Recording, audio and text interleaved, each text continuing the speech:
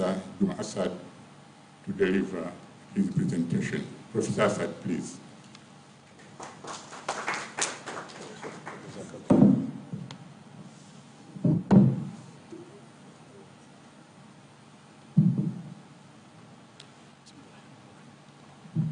Alhamdulillahi Rabbil Alameen, wassalatu wassalamu ala ashrafil anbiya'i wa imamil mursaleen, Muhammad bin Abdullahi wa ala alihi wa sahbihi ajma'in. Assalamu alaikum wa rahmatullahi wa barakatuh.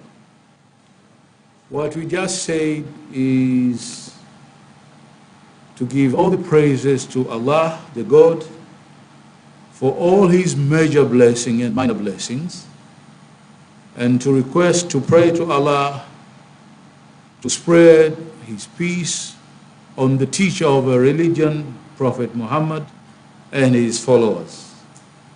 And that's always the way we advise to start our sessions if we are speaking. Since we are speaking here from the perspective of Muslim University of Morogoro, that is the proper way of starting. Having done that, I must say, where did this come from?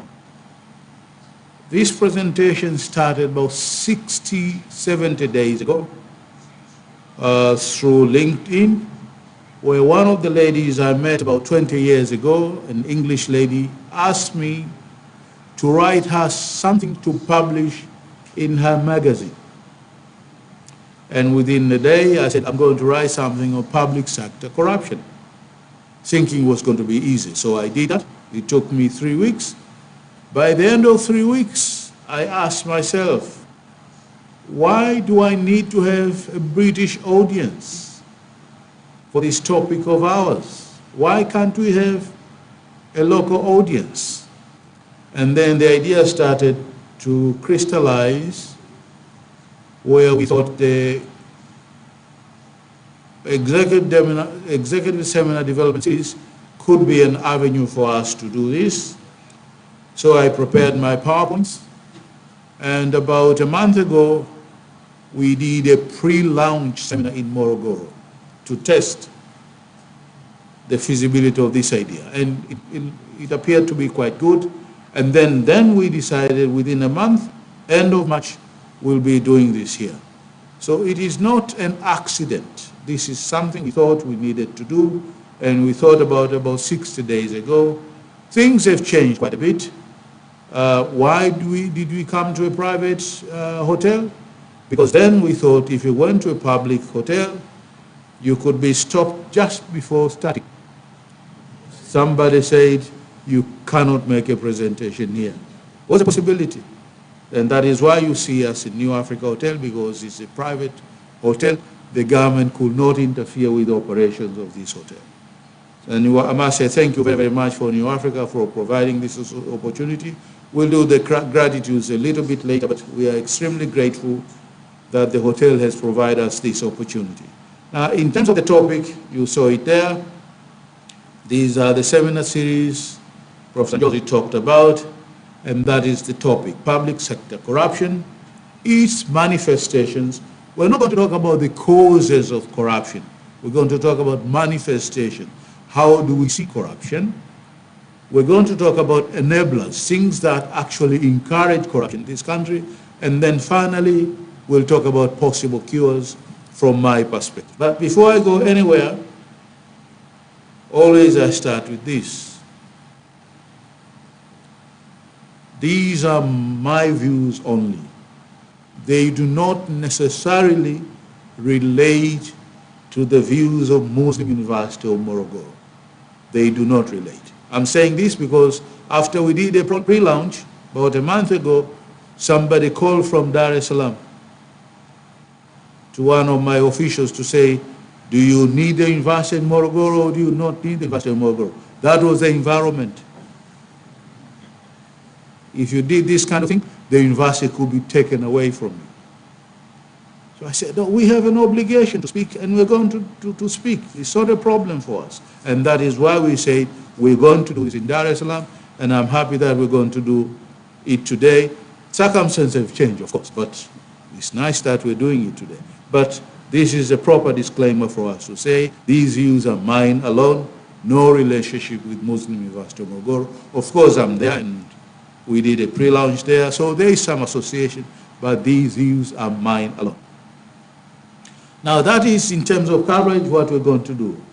Some limited definitions. We have one slide on the scale of corruption within Africa. We have about 6 slides on manifestations of corruption, mostly within Tanzania, but within African countries as well. Enablers of corruption in Tanzania, and we're going to offer possible cures for corruption within the Tanzanian context as well. Usually when I do presentation, I do maximum 12 slides, but this time this is much, much more than 12 slides. You'll have to persevere with me.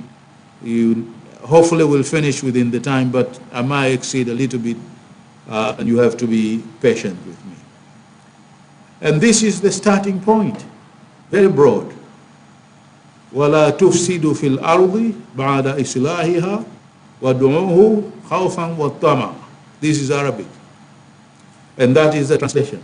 Do not mischief on earth after it has been set in order, perfect order, but call on him, God, with fear and longing, tama. And this is the verse in the Quran that refers to fasada, ufisadi, corruption. And I thought this is where we needed to start, because it's a very, very broad definition. Basically, when God created all things, they were perfectly created. So when you see a river, it has reeds, it has trees along the root of the river. When you uproot the roots of the river, of the trees, eventually the river will change its course and do damage. That is perfection. If you look after the environment very well, the environment will look after you. And that is the thinking from the Muslim perspective.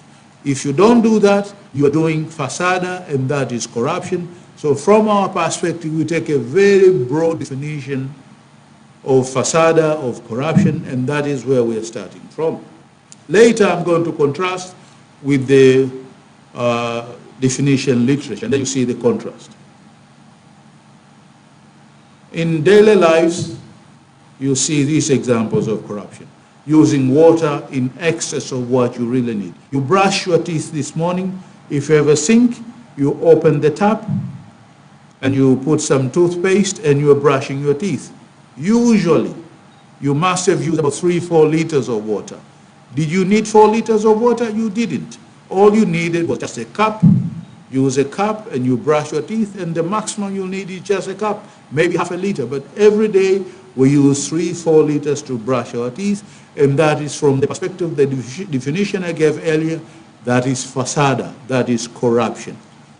So if you define corruption that way, we're going to see a lot of things we accept nowadays actually are not proper things, and they'll fall under corruption.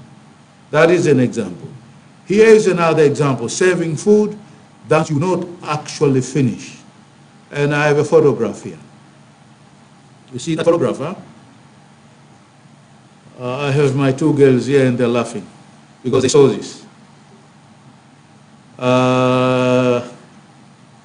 What you see there is a plate, eaten plate. But it's not eaten, huh? You see the rib is completely intact. The potato is intact. You see a piece of chicken intact. And a skewer, mshkaki, completely intact. And this person has completed eating. Is this proper eating? No. So technically speaking, this is fasada. It is wasteful eating. You never needed this food, so you should not have taken this food. Usually when you do this, you should take your food, whatever you left, take it home with you and then eat it at home. That is the proper behavior for a Muslim, but for everybody else. If we do it like that, our lives are going to be much, much better because we are not going to be wasteful in our lives.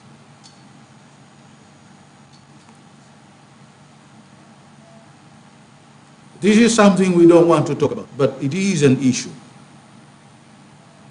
I remember about 3 months ago, I met a guy, a Pakistani guy, I was working with him, and he asked me this question, why is it normal here for children to be born out of wedlock? And I said, no, it's part of our lives nowadays. It's happening in every family. It does happen in every family. Why? Because we have tolerated corruption. Technically, sex out of wedlock is corruption. It is not the way God meant for that to be done. So this is an example of corruption as well. And I know you have a lot of other examples as well. This is just the beginning to provide us a broad definition of what is accepted and what is not accepted in our daily lives. We'll come back to a few more slides a little bit later. And these are things as Muslims we need to be saying. Look at that slide there. It says, if the hour of the resurrection is about to be established, the parapet is sounding, and you have a seedling on your hand. The hadith said, plant the seed. Plant the seed. You know the hour is arriving. The hour of judgment is arriving. I'm losing that, huh? Oh, okay, back. What is the problem?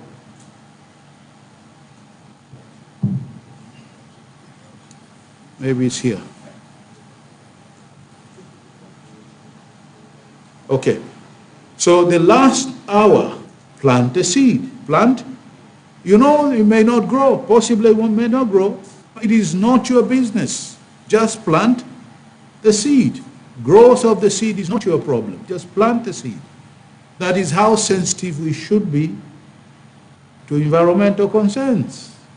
But if each of us was doing this, life in this world would have been quite okay. And here is another example which encourages people to plant trees in terms of fruit trees, trees that can produce seeds that birds can eat, trees that are beneficial. Plant any tree, anybody eats from that tree, you get the benefit. You get the thawab, and inshallah in the future you get your benefit of that. So planting trees is extremely important for us as human beings, and that is the way God meant for us to run in this world. Remember, we are viceroys in this world. That is why you can go and slaughter a cow. Who gave you permission to slaughter a cow? It is God who gave you permission to slaughter a cow, because you have a viceroy. You can use these resources, but you need to look after the resources as well. Removing harmful things on the roads, misumari, whatever you see that is harmful on the road, you remove that, you get your reward as well. So that is extremely important, because it also part of being good in this world.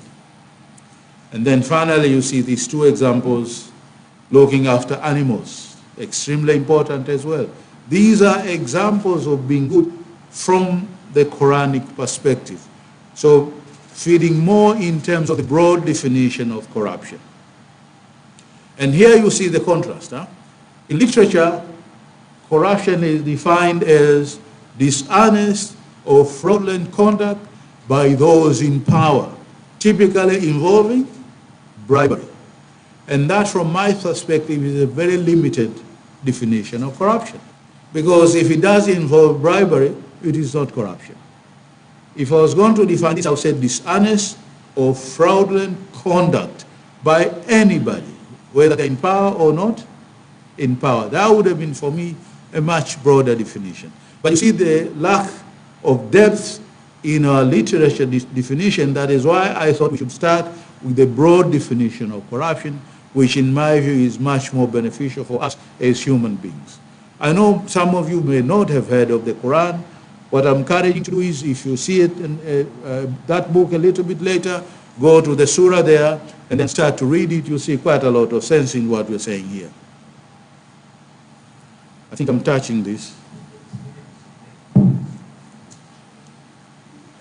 HDMI, okay, that's okay, good. I'm not going to go that side. So that is the definition. And now we're going into the scale of corruption within Africa. You see the reference there. Copy that and then you'll go and read. This is the Mbeki report. The Mbeki report came to a conclusion that in Africa we lose a lot of money because of corruption. IFF is illicit fund flows from Africa account for about 65% of our commercial activities.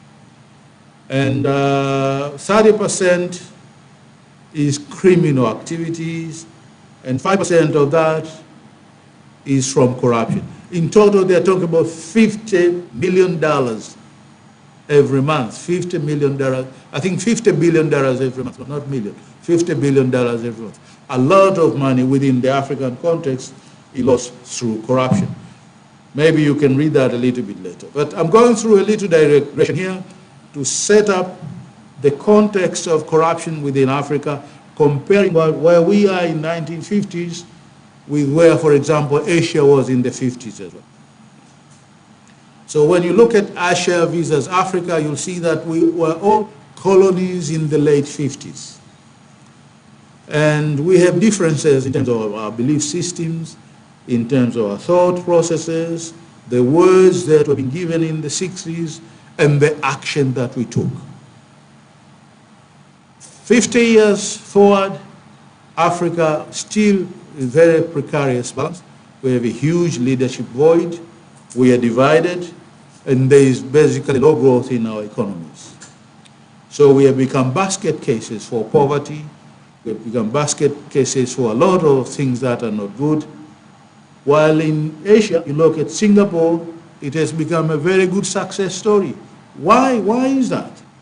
And I only offer two reasons. One is we did not push for technological diffusion in our lives.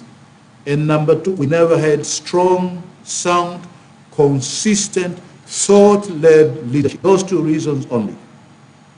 Now, I give this example. 1990, when I was in Dublin, I went to a supermarket and I saw jackfruit, fenesi, in a can. Jackfruit in a can. I bought the can, and you see the can, a cooperative in Malaysia was producing that jackfruit. 1990, a cooperative in Malaysia was producing that jackfruit. Exported to Dublin, 1990. What do we do with jackfruits here? We are processing a bit. If you went out down the street, you'll see along Independence, which is, which street now, Independence? Samora, yeah, sorry. We were here many years ago, so I know this is Independence. Samora Avenue. Samora Avenue, if you go this way, you'll see boys processing jackfruit. What do? They cut it in pieces, they take the fruit, the seeds is taken out, and then they package it in plastic sheets. And then the sheets are sold to you 1,000 shillings. Can you export that? You cannot. So our technology is very, very feudal. We're still in the feudal mode in technology in these countries, not only Tanzania, but the whole of Africa, while our colleagues in Asia, they have moved much, much faster. And that is the reason why we are backward still today. Number two, look at our fishing industries.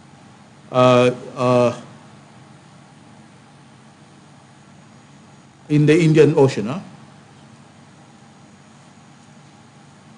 30 people leave in the morning or in the evening on a boat, and they'll spend the whole night.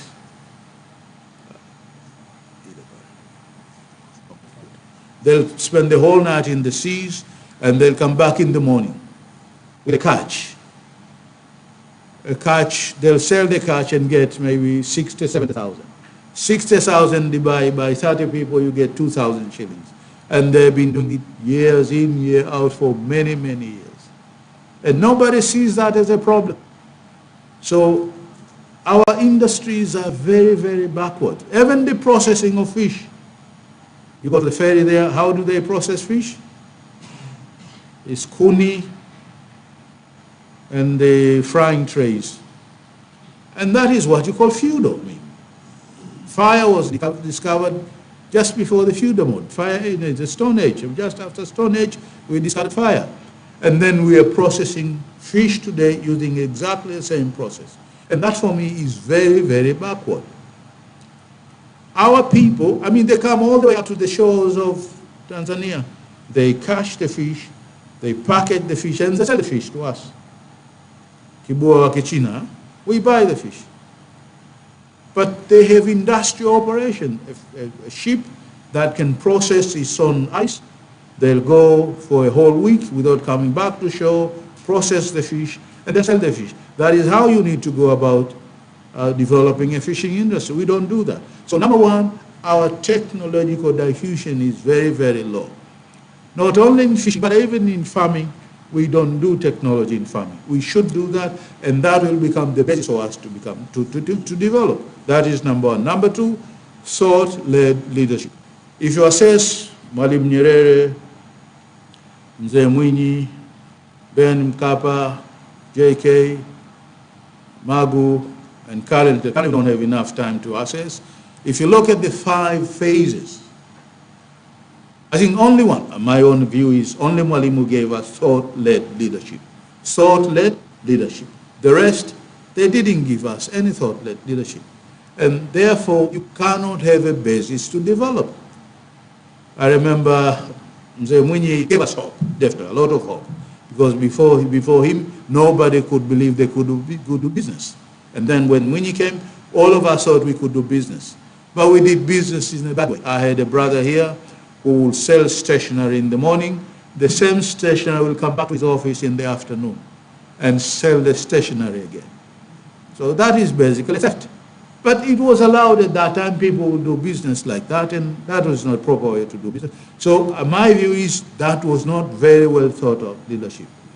Mkapa, similarly, I don't think he gave us thought. It was good, but he never gave us thought. You see later, I'm suggesting that his phase was the thuggish government, because that was the only time where we had civilians getting killed by people from the government without any explanation. And that for me is thuggish behavior. And then, of course, we had to go through JK. I don't know, but I don't think he had a very well thought out strategy how to push this country forward. But I mean, a lot of credit is given to him. And then, of course, the late Magufuli. I don't think there's any clarity in terms of what he wanted to do. My view is a lot of what he did was not very well intended for this country. We'll see as we go on, but I think there are a lot of problems there as well. So in summary, we didn't have very good thought-led leadership in this country. As a result, we have struggled. When you look at Singapore, leadership of that country was best and was consistent throughout. You could see merit, and people who were good got the jobs and they did the job properly. People who were bad, they got punished and punished properly. If there was a power cut, you can only power cut once. After that, the ministry responsible for energy loses the job, and the next minister will be told, look, you're given this ministry, I don't want to see a power cut going forward, it is your job. And that ministry will make sure that there are no power cuts and there will be no power cuts. That's the way you want to run a government, but we don't do it like that. I know countries that have never had a power cut, never had a power cut. But we do have power. In Morogoro, we have power cuts 16 hours for 3 days running. So my view is we do not have thought-led leadership across in this country, but also in other countries as well. Towards the end there, you see Peter Eke, 1975. Peter Eke, 1975, he published a paper, and that's the title of the paper, Colonialism and Two Publics in Africa, a Theoretical Statement. Very briefly, what he says is, before colonization, Africa was perfect in terms of the morals of people in public and the morals of people privately. But with colonial education and the emerging of the civil servants, our morals in the civil service became different from our morals in the pre-model public. So the civic public and the pre-model public. In the pre-model public, we got nothing, but we gave a lot. My view is pre-model public is our local government, and civic public is our central government, to put it in context of Tanzania. So then it was okay to steal from the civic public to benefit privately and to benefit the local government.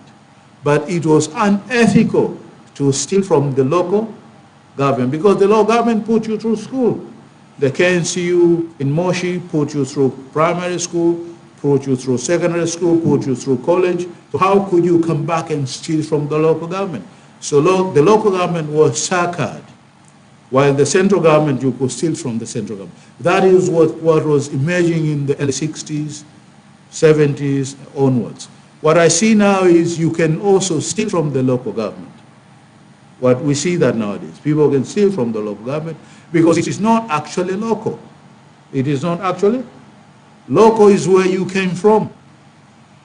So Machame employed a boy from Machame to lead the local government in Machame. So he was leading locally, but nowadays a guy from Beira will be leading a local government in Dar es Salaam. So he has no morals in the local, so he will steal from the local. So what we see now is the person is not prevented from stealing from the local government, and that is not proper. This is what Peter Eke was saying in 1975. I'm bringing it into the context of Tanzania as we have it now, and I think it makes quite a lot of sense. But did we have no problem in the before colonial past? We did. When you went to the chief, you went with a cow, a goat, and from where I'm coming from, that perhaps was corruption, was it not? I mean, we will, in our tribe, we'll say that is okay, it's not a problem. But I think not, that looks like to be a problem, as then it was. And then perhaps we'll go to the main ones, manifestation of corruption, and I'm going to define manifest. This is the definition of manifest. To show something clearly through signs,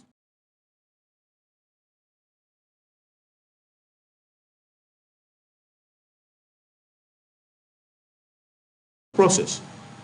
So when I say corruption in the minds of executives and managers, what I mean is these executives and managers have thought through something and acted in a way that we now say it was corrupt. And I have examples here. People who were otherwise brilliant, I know them, I worked with them in University of Dar es Salaam. They were appointed to political posts, and they have been transformed significantly into people who are completely uncritical of anything. And you say, why is that?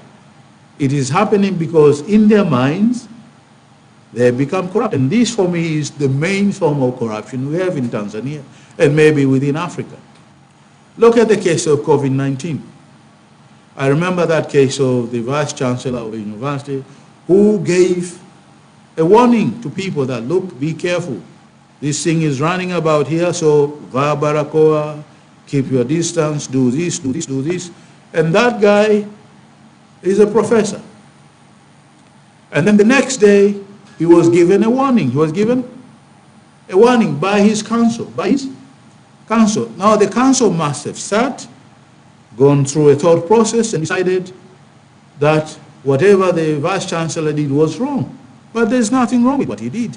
But because their minds were corrupt, they brought themselves to a position where they could say, retract the statement and offer an apology.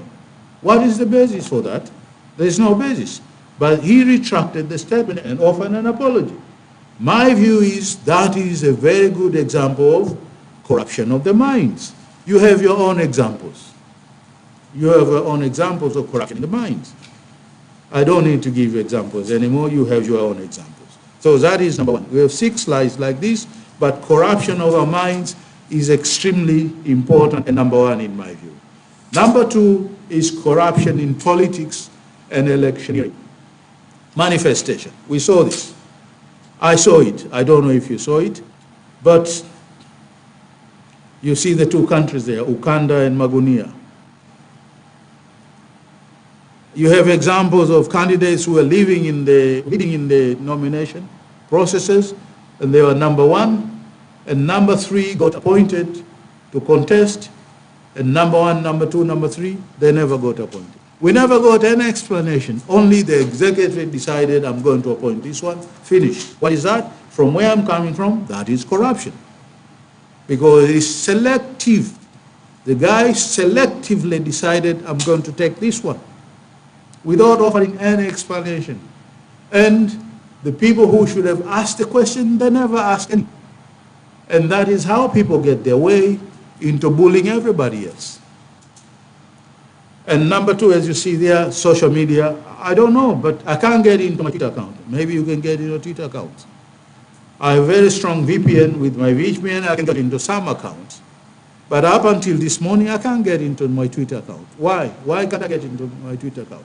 Nobody makes any noise. I expected the regulators to act on this. The regulators are not acting on this.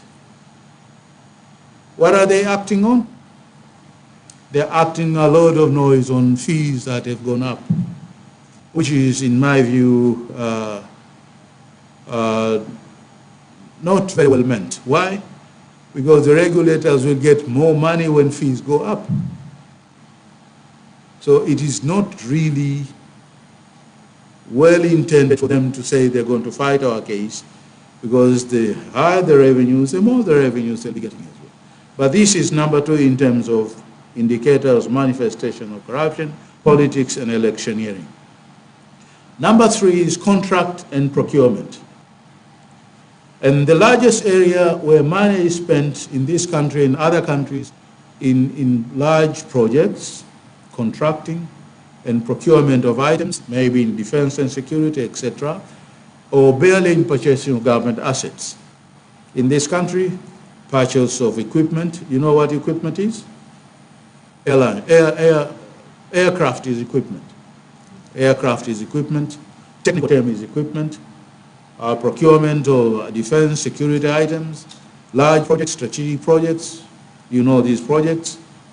I suspect there must be quite a bit of corruption in that. Why? I had opportunity to see some of these things, and I remember about 2016, I battled hardly. I battled a lot to obtain 6 vouchers. 6 vouchers. And the 6 vouchers, somebody told me, no, don't bother about these 6 vouchers. You should not look at this. I said, no.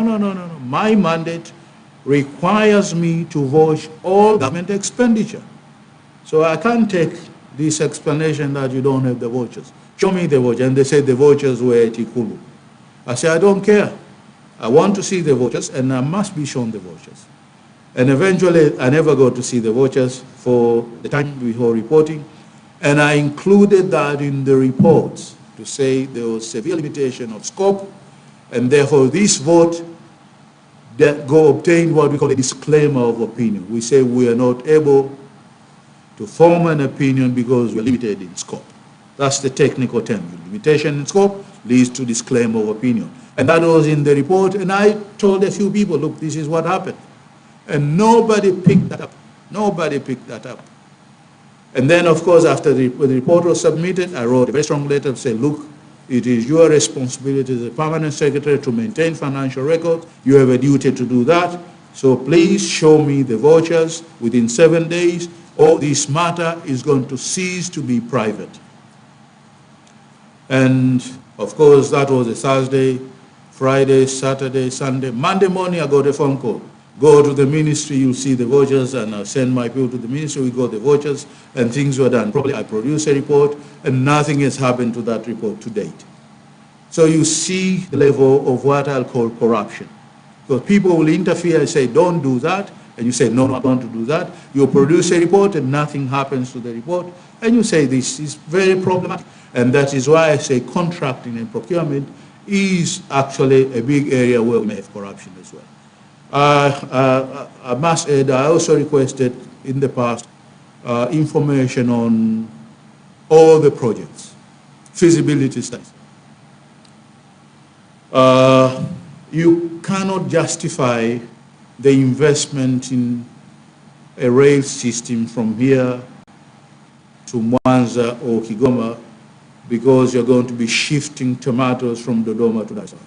It doesn't make sense. Anybody who has some level of intelligence say, no. What load are you going to be carrying to justify such an investment? So you need a feasibility study to see the revenues coming in, discounted against the cost you're going to incur today.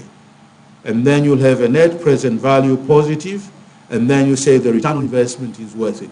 That is how you do feasibility studies, but there are other feasibility studies as well. And I got a single letter from 3 different ministries saying exactly the same, that you have not come to the end of the year, so we don't have the financial reports for you to audit, so maybe you wait until we do financial. And I think, look, my thinking is not financial audit. I'm doing here a technical audit, which is an audit of the idea and the audit of the processes, so that we can solve problems before they actually occur, or rectify problems before they actually have major impact.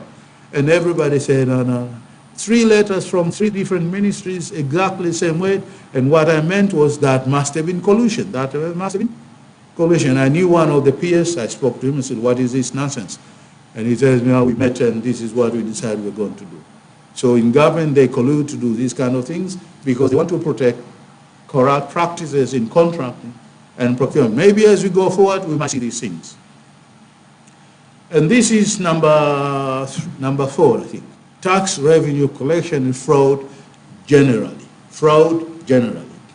In the past, as you could see, people who were able to give money to the government got some tax breaks. Tax breaks will be, for example, ability to import rice when there's shortage, or ability to import sugar when there's shortage, or ability to import something when there's shortage, and they got preferential treatment. Now, in tax revenue, when you give preferential treatment, what happens is the desk officers will use that as a precedent. They use that as a precedent. Now, if they use it as a precedent, the higher officers will say, no, you cannot do that. And then the junior officers will say, okay, so you are limiting this to only this person. And that corrupts the junior officers. They say, oh, the seniors are getting money from this. Why can't we do our own things? And that is how the revenue service gets completely corrupted, because everybody is going to be looking after himself. And that for me is extremely worrying, because it has happened and continues to happen. When you give preferential treatment to one person, for me that is corruption within the state, corruption within the state. And then the junior officer will take it and use it as a precedent, and then you corrupt the entire system. And that is, as I said earlier, not a very good way to be doing tax collection.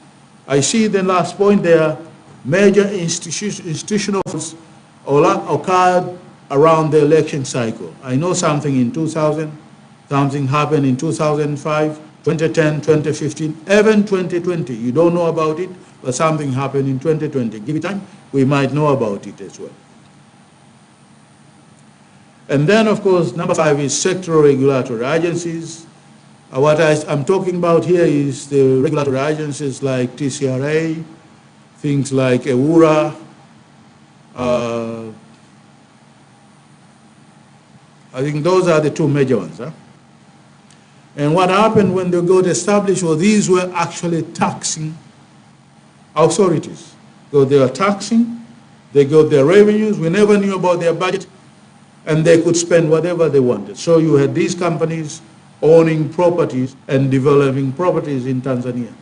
In Dar es Salaam, for example, TCRA used to be housed along Kawawa Road, what used to be Shihata. And there are 2 properties there. They refurbish them, they're quite nice properties, and then they got enough money to build that property in Sam Nujoma. Did they leave the other properties? No, they keep the properties, and they become landlords. And for me, that is not proper. The only way you want to run these revenue authorities, regulatory authorities, is to get them to submit a budget like everybody else in Parliament. This is what you want to do, this is what you need, and this is what you're going to be given as your budget. Collect everything, it goes centrally. I don't think that was done, but that is the proper way to run these regulatory authorities, and we never did it properly.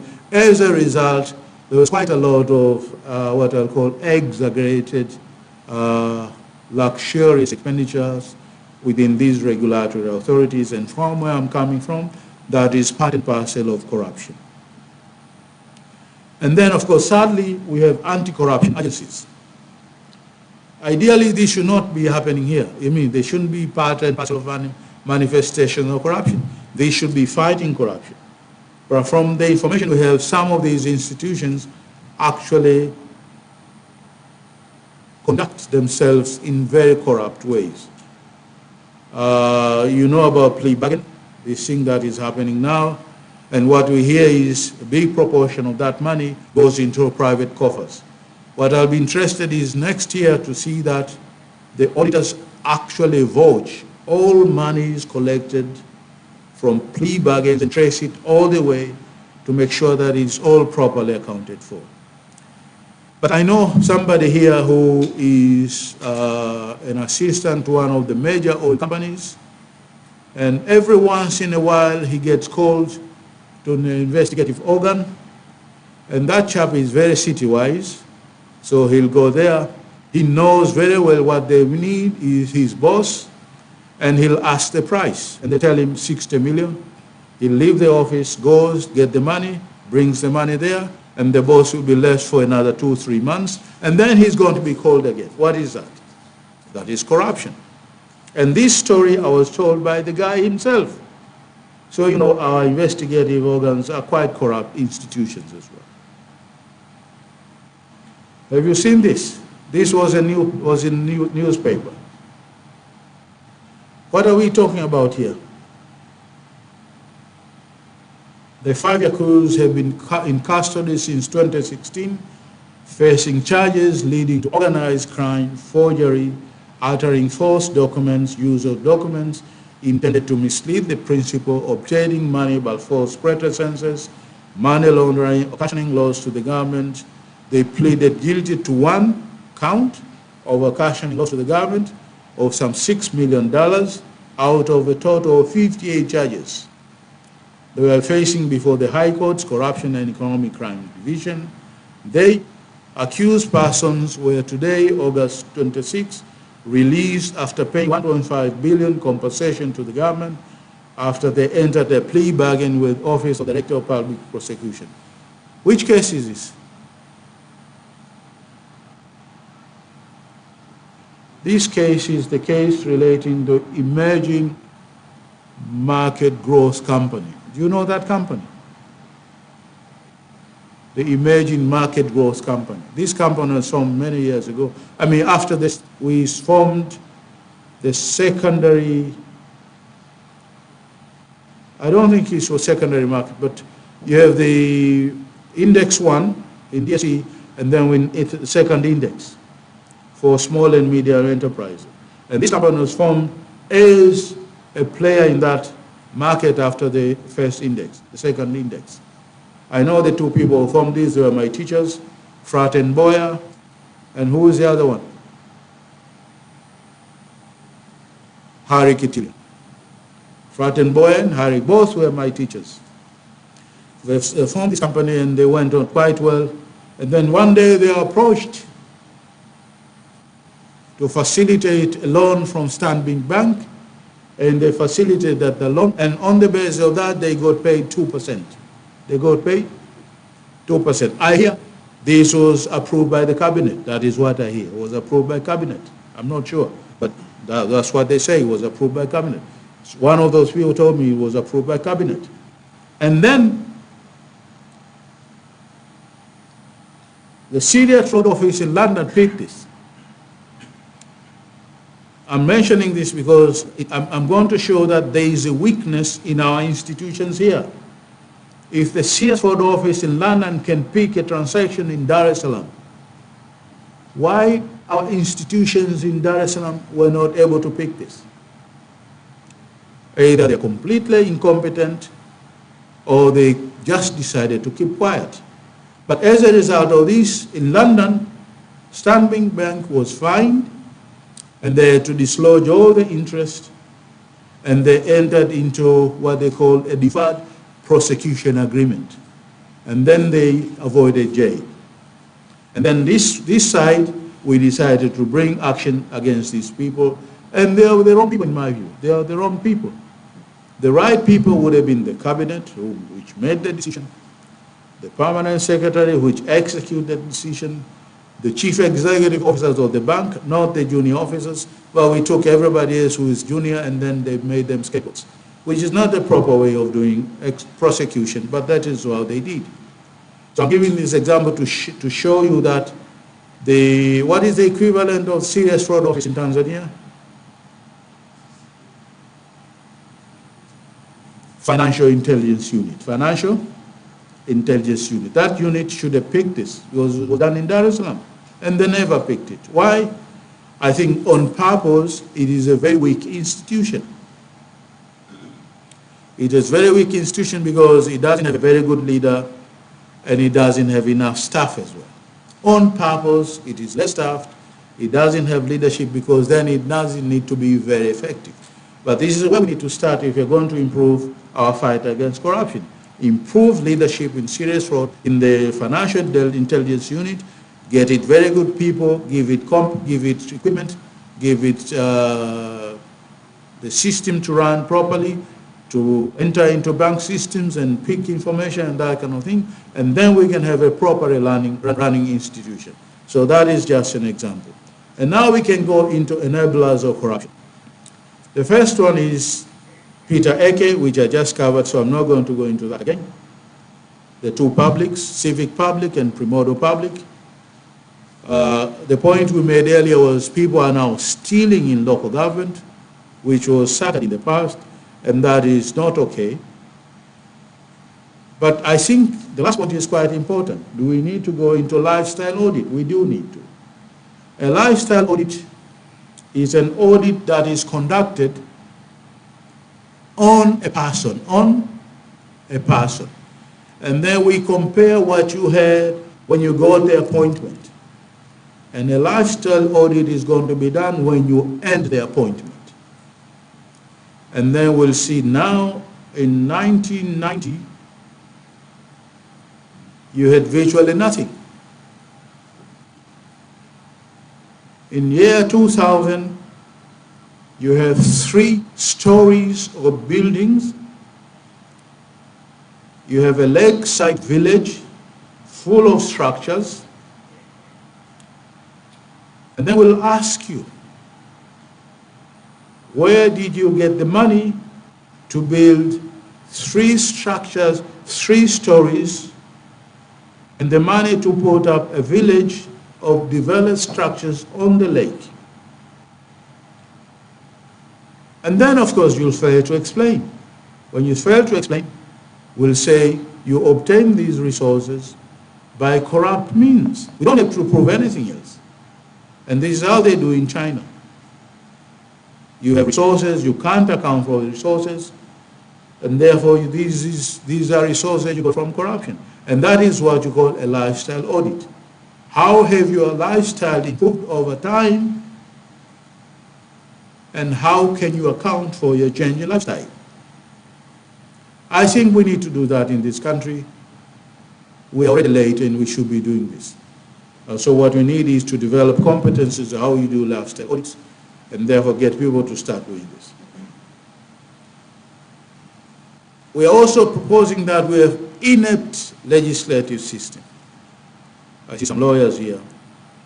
A system, from my definition, year 1, management is a collection of a whole that it can be separated into units, and the units, they are distinct, but they operate as a whole to fulfill a certain objective. That is the definition of a system. So when we talk of a legislative system, we're talking of the legislation themselves, we're talking about the courts, we're talking about the legal personnel, we're talking about the recording and maintaining arrangement in the courts, we're talking about the investigative organs, the prosecution authorities, etc., etc. All those associated in running the legislative system is what we call a system. And what I'm proposing here is the system is inept. Why is it inept? Because it does not deliver for us what we call effective justice. It happens for a number of reasons. One, because of incomplete investigation, which you see quite a lot. unfair prosecutions that can be supported by evidence. We see that as well.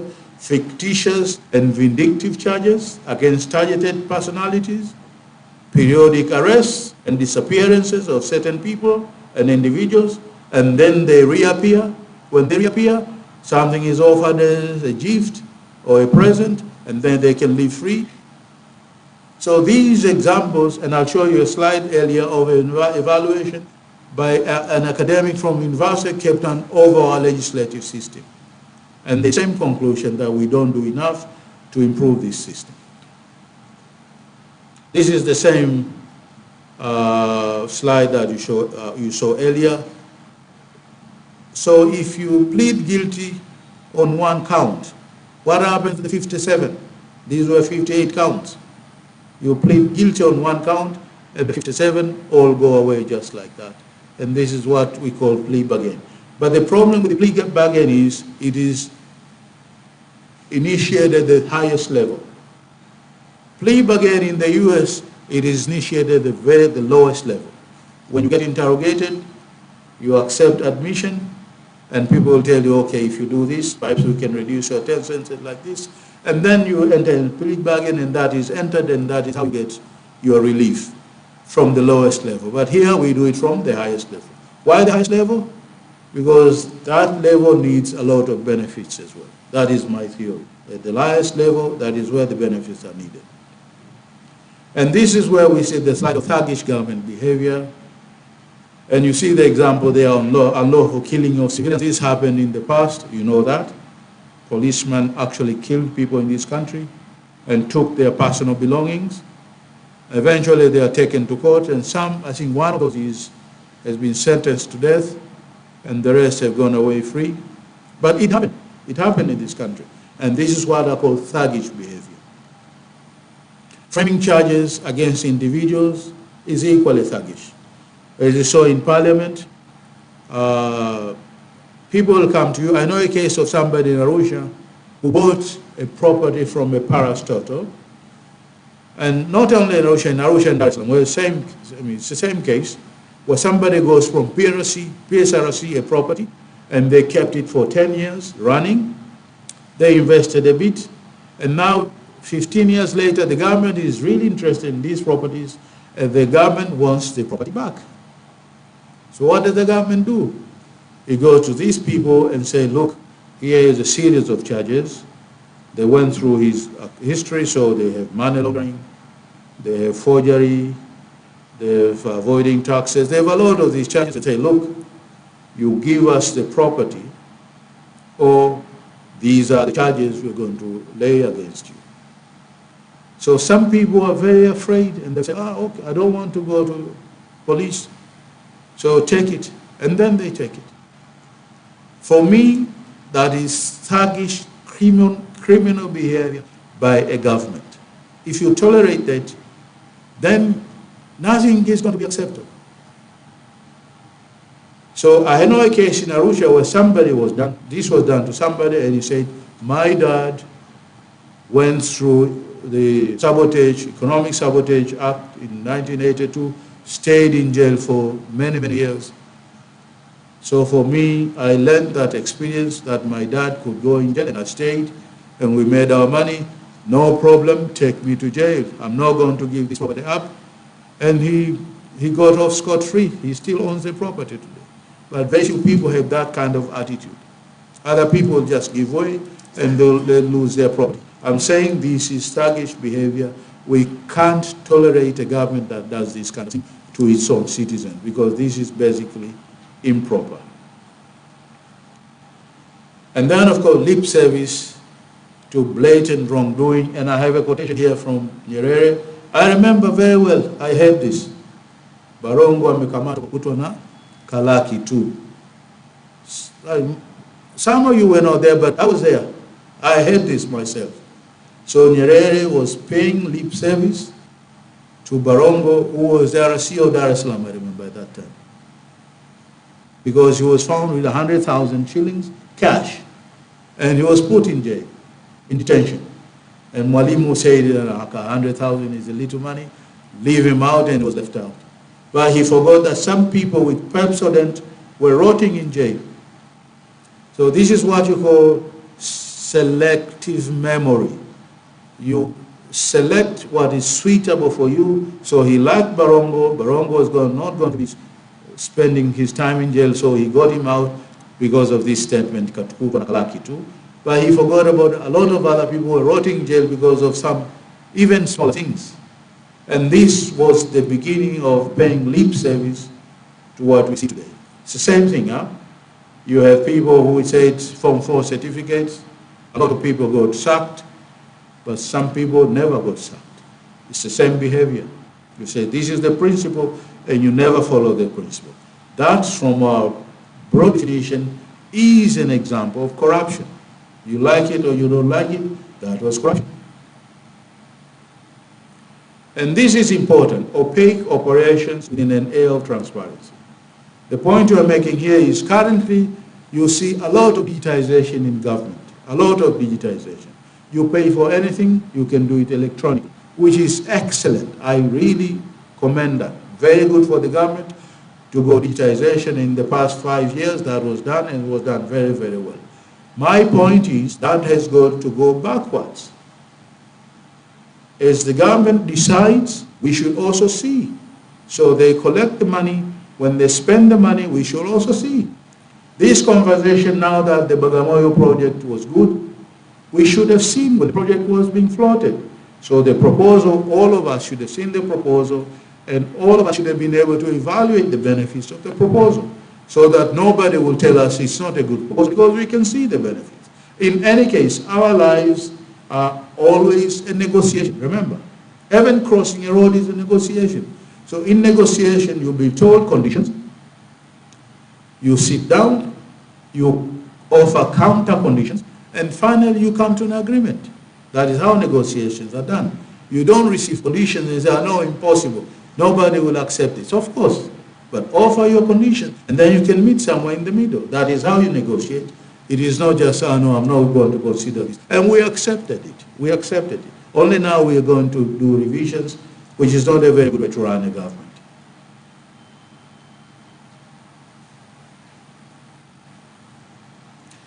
And the other point I'm making here is, and this is important, I recall about 4 years ago, I met a chap from Norway, and on his phone, he could show me allocation of deep sea plots in Norway for oil exploration in Norway, on his phone.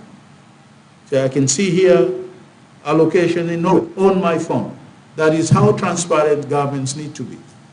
But here we don't see anything. So the point I'm making here is, if you want us to be involved, then let us see everything that is happening within government.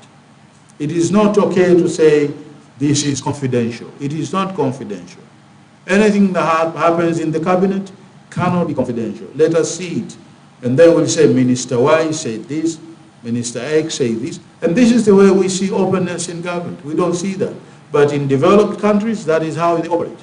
I remember a case of some theft that happened when I was in office, and some people presented an invoice of 3 million as 30 million, money that we got from Sweden. And the Swedish got to know this. So they told me there is forgery here. And I sent people, and they did a proper investigation.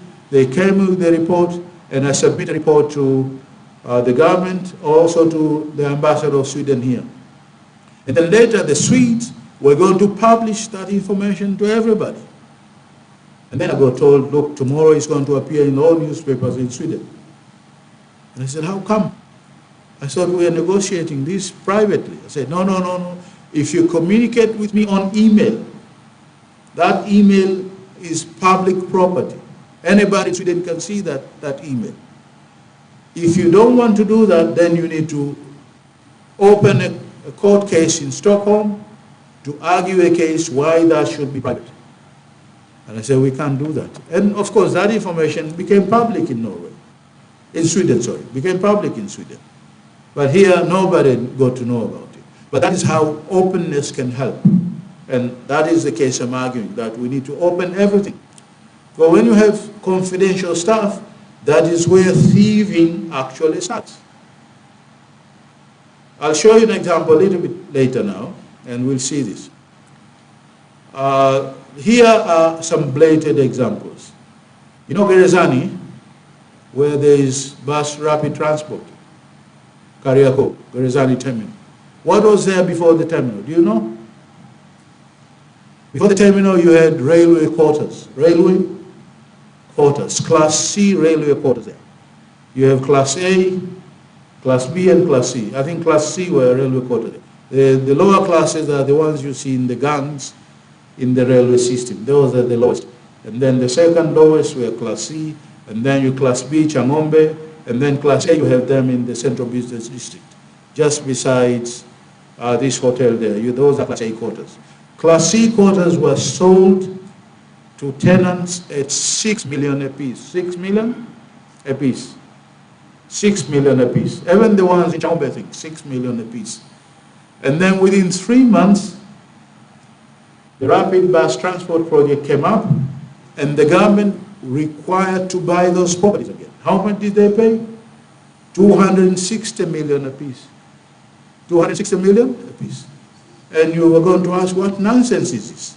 But it happened. So the question here is, why did you sell government properties at 6 million while their worth was 260 million? Who made such a decision? If you ask now, you will be told the cabinet made the decision. The cabinet made the decision initially because they were the beneficiaries of disposal of government property, because they were the tenants. So how can you have a cabinet decide on a matter that they have direct interest? That will not happen anywhere else, but it happened in this country. Nobody questions that. So that for me is extremely important that we ask some questions. I'm going to show you some photographs here. What you see there is what I call family silver. Kawe, a bit of Kawe, Masaki, Sani, Regency, Ada Estate, Oyster Bay, Ocean Road, Central Business Street, and some properties in Kurasini. All these were areas where we had government residential properties, and they were sold the same way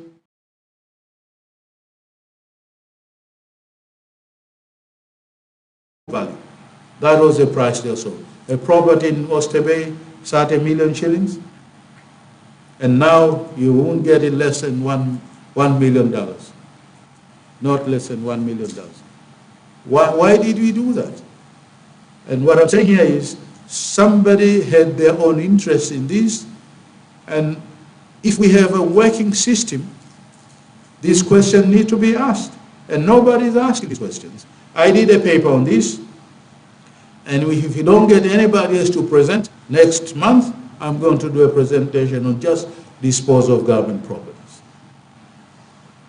You see this? This is Masaki. Yeah? You see this area here? I'm going to show you the next slide, and you're going to see that this area here is now gone. Is now gone. There, you see? This area has been cleared. This area has been cleared. Do we know about it? We don't. I did this photograph just a week ago. That old photograph this photograph was done about 10 years ago. And about a week ago I did this photograph, and you can see some of the properties in Masaki has been cleared. You know who is the occupant there? It's the army. The army occupies that corner of Masaki because there are some batteries there for defense of the city. So what happened for this part to be taken up? What process was undertaken? Nobody knows about it. I don't know. I know Mzee Kasongo lives around here. Maybe he may know. But this property is now taken up, and it is now residential. So what process was undertaken? We don't know. In a proper working democracy, this information should be asked, and we should be getting answers. It's not enough to say no decisions are made. How were the decisions made? Who made the decision? Who benefits from this decision? They are very important questions we need to be asking. We don't ask those questions. You see some more photographs here of the same. And this, I think, more or less the last one, acquired stupidity.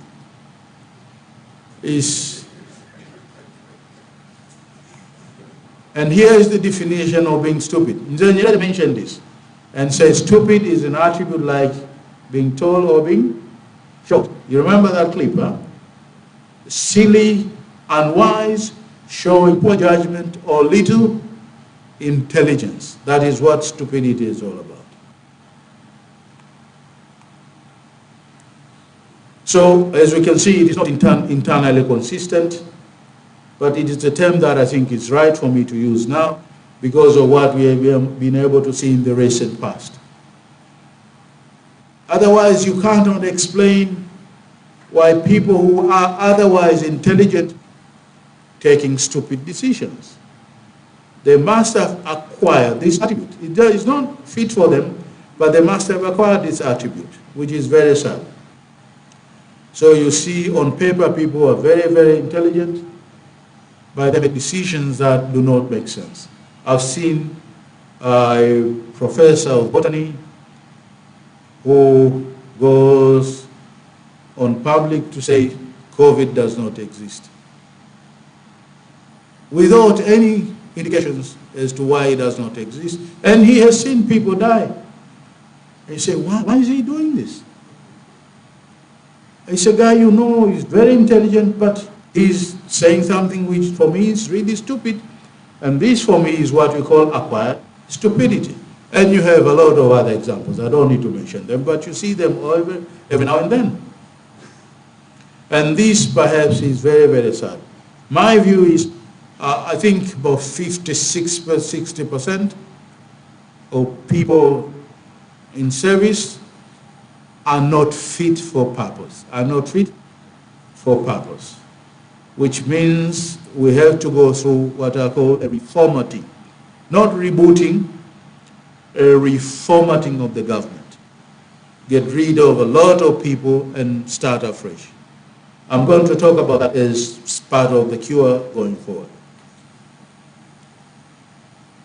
And this is another case of enablers, weak investigative tools and competencies. And I'm going to show you an example here. This is a quotation from Cape Town. You can read it.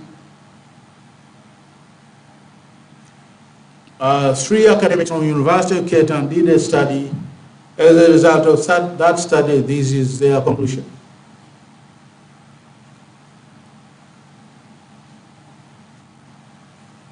The point here is about 50% of the decision of the High Court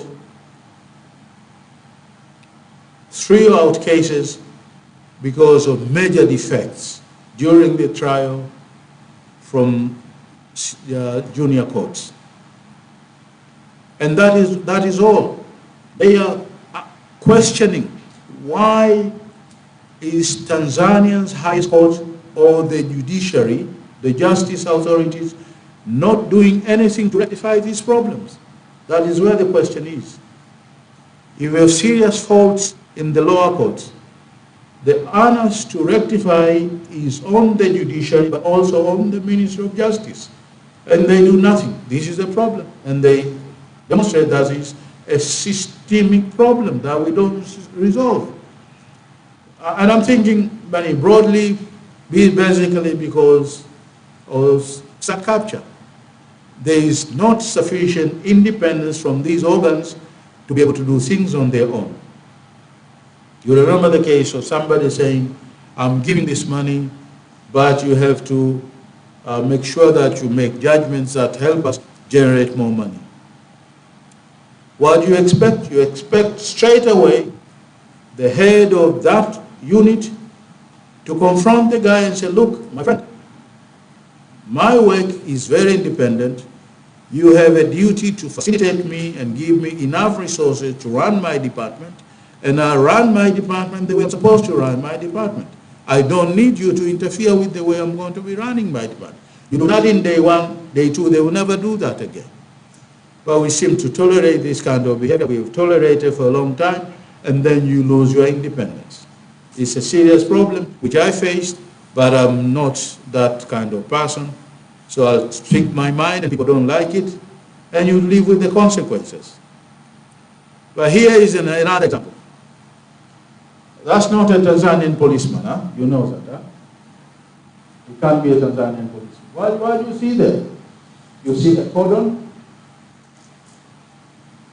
You see the policeman has gloves, and he's carrying something. Remember that. I'll show you another program.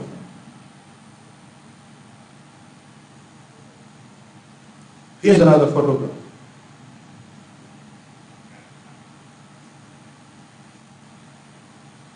The story about this photograph is Honorable Nape lost his pistol. And his pistol was a Glock. Anybody who knows one or two things about prison will know what a Glock is. If you look at that, what's wrong with that photograph? It's contamination. It is contamination. And you see that all the time. When you have a theft of a car, the police stop, do they come with gloves? No. They just open the door, try a key, and that is contamination evidence. They do that all the time. Why?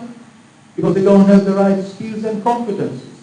And if you do that, and you go to a court of law, you're going to lose the case. So this is number one. We have weak competencies and skills in our system. I'm going to show you a Glock. Huh? That is a Glock. You see the difference between that Glock and that pistol at the top? A Glock is just like a Glock. Very well designed. I don't know how many of you have a pistol, but this is a Glock. It's the Mercedes of pistols. Very good machine. But you see, that is, the top one is what we call CZ75. A CZ75 is a good machine as well, but if Mussa Assad says we captured the pistol that was stolen from Nape, and you show me a photograph of CZ, and I can see that is a CZ, that is not a Glock. So the impression you are giving is you are mediocre in your work. And that is not proper. It is part and parcel of what we call corruption. We are doing just a little bit more than 1 hour now. Please bear with me, I'll be finishing soon. And critical here is the three roles of collecting evidence, preservation of evidence, and submission of evidence in courts of law. If you fall in any of those three, your court case is going to be weak. And these are the three areas where I think we're extremely weak. And I think it is the role of the judiciary and the Ministry of Justice to make sure that all our investigative organs are very good in these three aspects.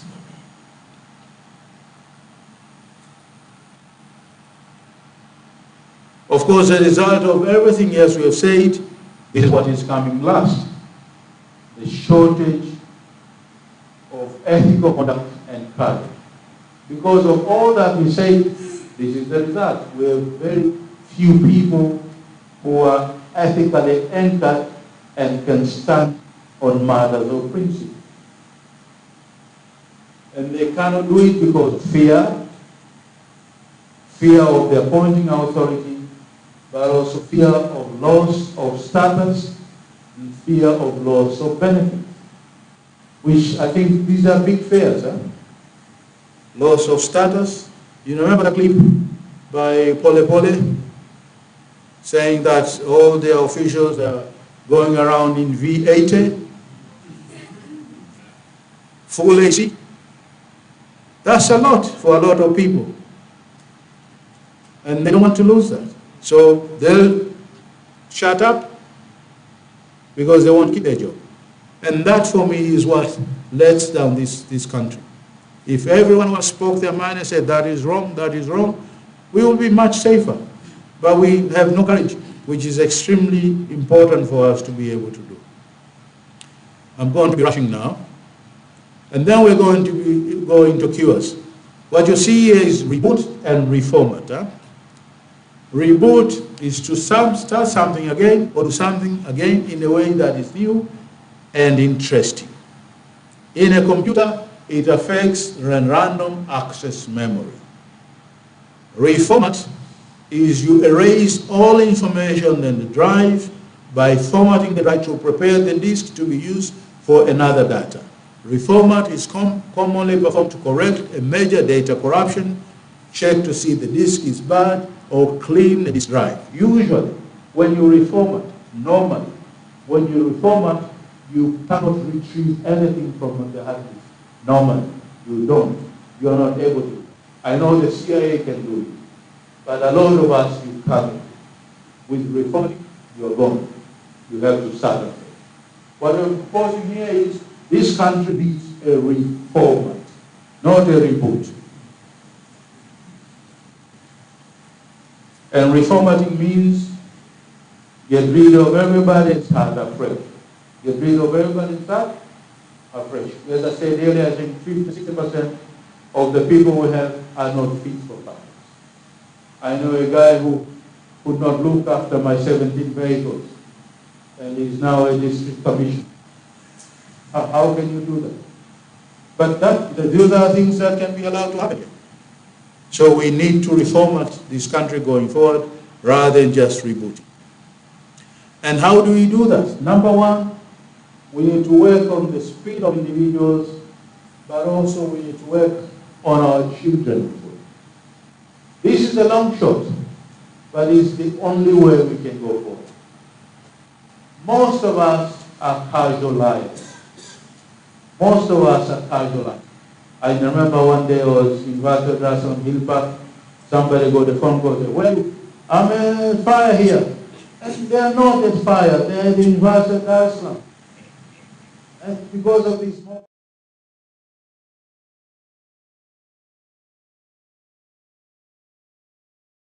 be truthful by starting at, say, madrasa or early school education.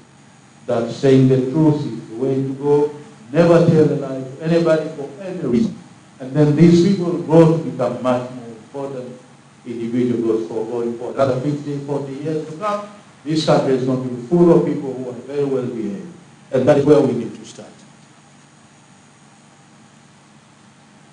Of course, as I said earlier, we need to enhance transparency, completely enhance transparency. So whatever is happening in government, we should all know.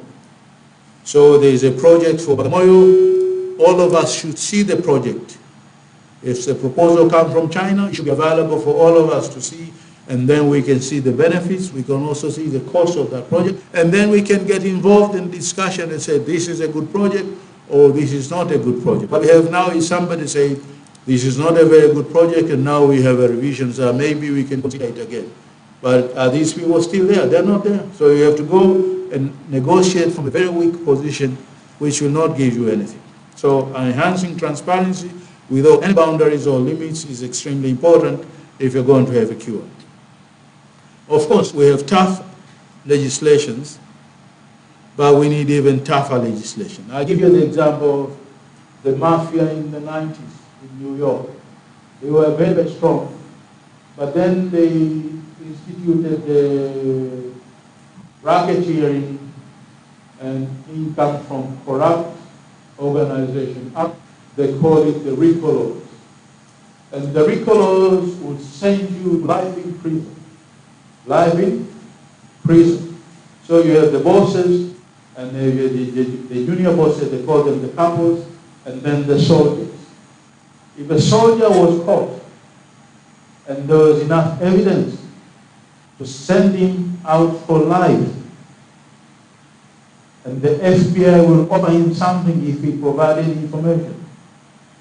He needs to compare life in prison against snitching against some of his people.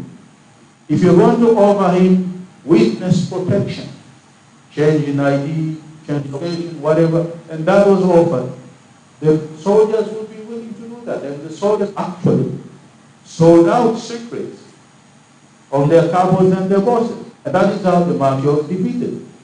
Very strong legislation, and then you encourage people at the lower end to provide evidence against the people at the top end, and then the case becomes successful, and that is how they the retailers and solve the problem on the market in New York. We should do the same here. You know, the retailers, they'll catch you with your properties. And then the onus to prove it is their disease or your properties on you, not on the prosecutor. Show us where you got the money for it.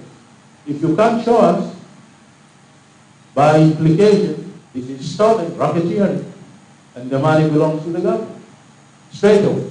These are tough laws, and these are the kind of laws we need in this country as well. Of course, severe punishment is just what I was just mentioning. But not only punishment, we also need to reward people properly.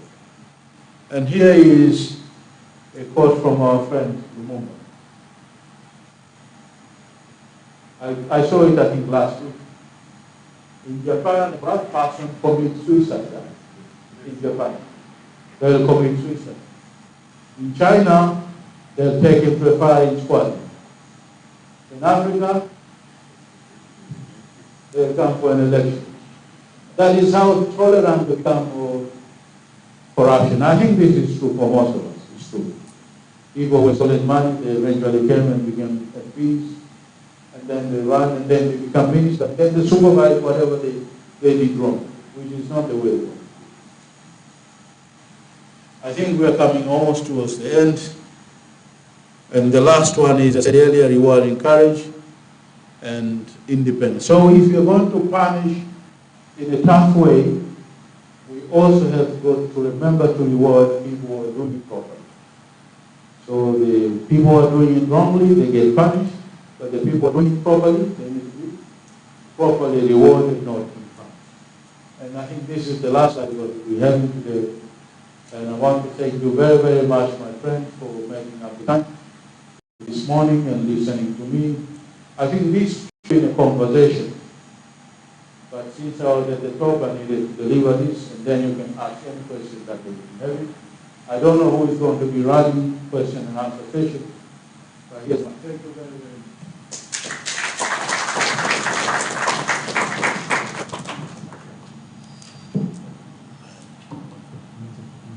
No problem.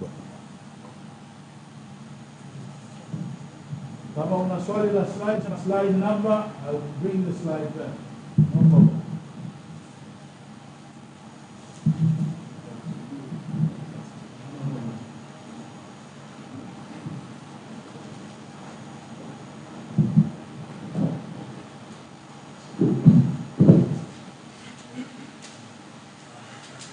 Thank you very much, Professor, for a nice and very good presentation, I think.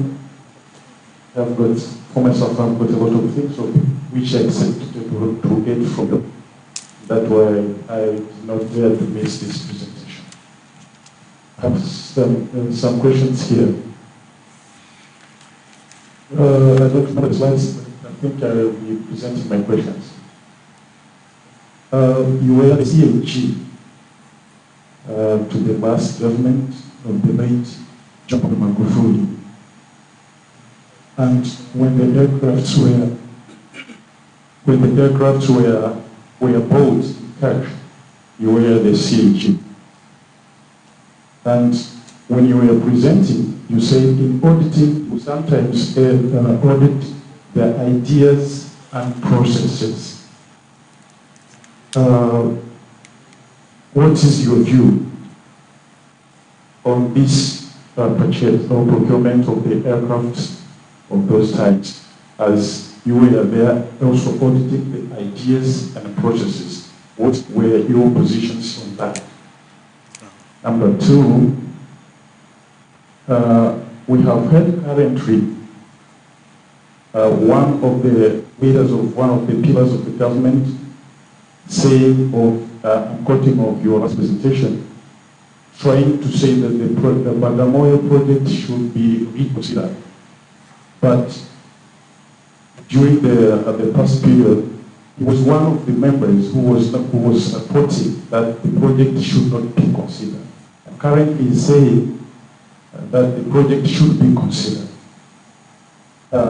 What is your comment as far as the separation of power in pillars of the government is concerned, but also as far as corruption of minds to the executives is concerned, as per your presentation. Thank you. Three questions.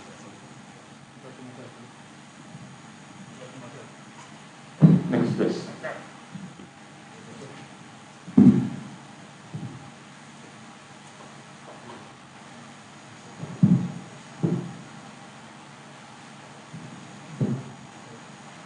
Assalamu alaikum. Professor, I've got two questions, nice and simple. The first one, when you're talking about to reform it, if we do that, first, who will do it, and who will be vexed with? That's number one. Number two, lifestyle. Who will have the guts to point a finger to someone and ask him or her about lifestyle when he himself, I think, will not be comfortable if somebody asks him the same question. Thank you.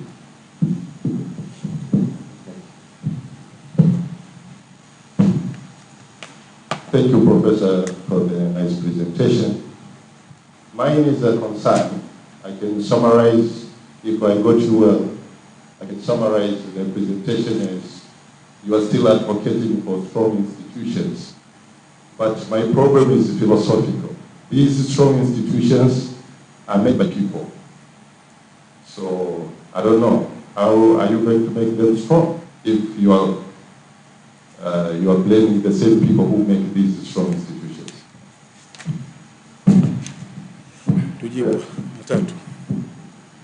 Thank you very much. We can start, I think. Thank you very much. I think I'm edible. You can hear me. Thank you very, very much. Question number one from my friend here. I think I must go on record. I was appointed CAG December 2014. December 2014. But because of a technicality, that office cannot be vacant for 90 days. So since Uto had left, 90 days were already passed.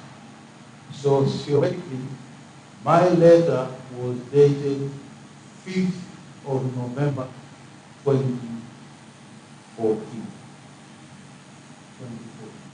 Although my appointment technically was December, and I took the oath in. Well, your question is, my role in the acquisition of equipment by Air Tanzania. And I'm going to be very frank. I'm always frank. I'm going to be very frank. I was involved in the study of Air Tanzania even before I became the CEO. I did quite a lot of work for the government when I was in Vasco. And one of my last assignments was a study of Air Tanzania and its business plan. It was myself, I remember the name, the late MP for Tanga,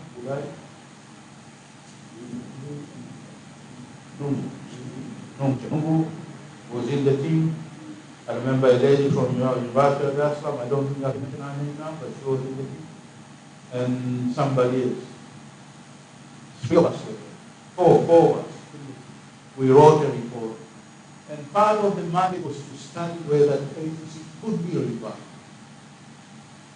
And to cut a very long story short, Air Tanzania was a company that was buying its fuel in cash. Its fuel in cash. And in airline operations, fuel is extremely important. And the most important relationship in an airline is your relationship with the fuel supplier. These are the people who should be able to trust you to give you fuel, and you pay them maybe in the year's time. But they should be able to give you fuel. Air Tanzania was not able to get fuel unless paid cash. So it had no reputation whatsoever with its supply.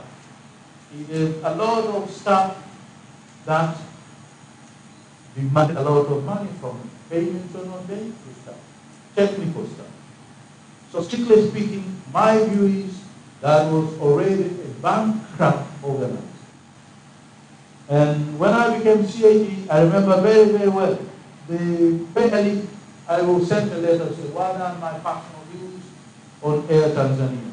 And I'm on record to say, no, don't do anything to this company. If anything, let us sell the company, pay creditors, not fully, because if you sell the company, you sell the aircraft, you sell that building there as well, and then you pay creditors a proportion of what you get.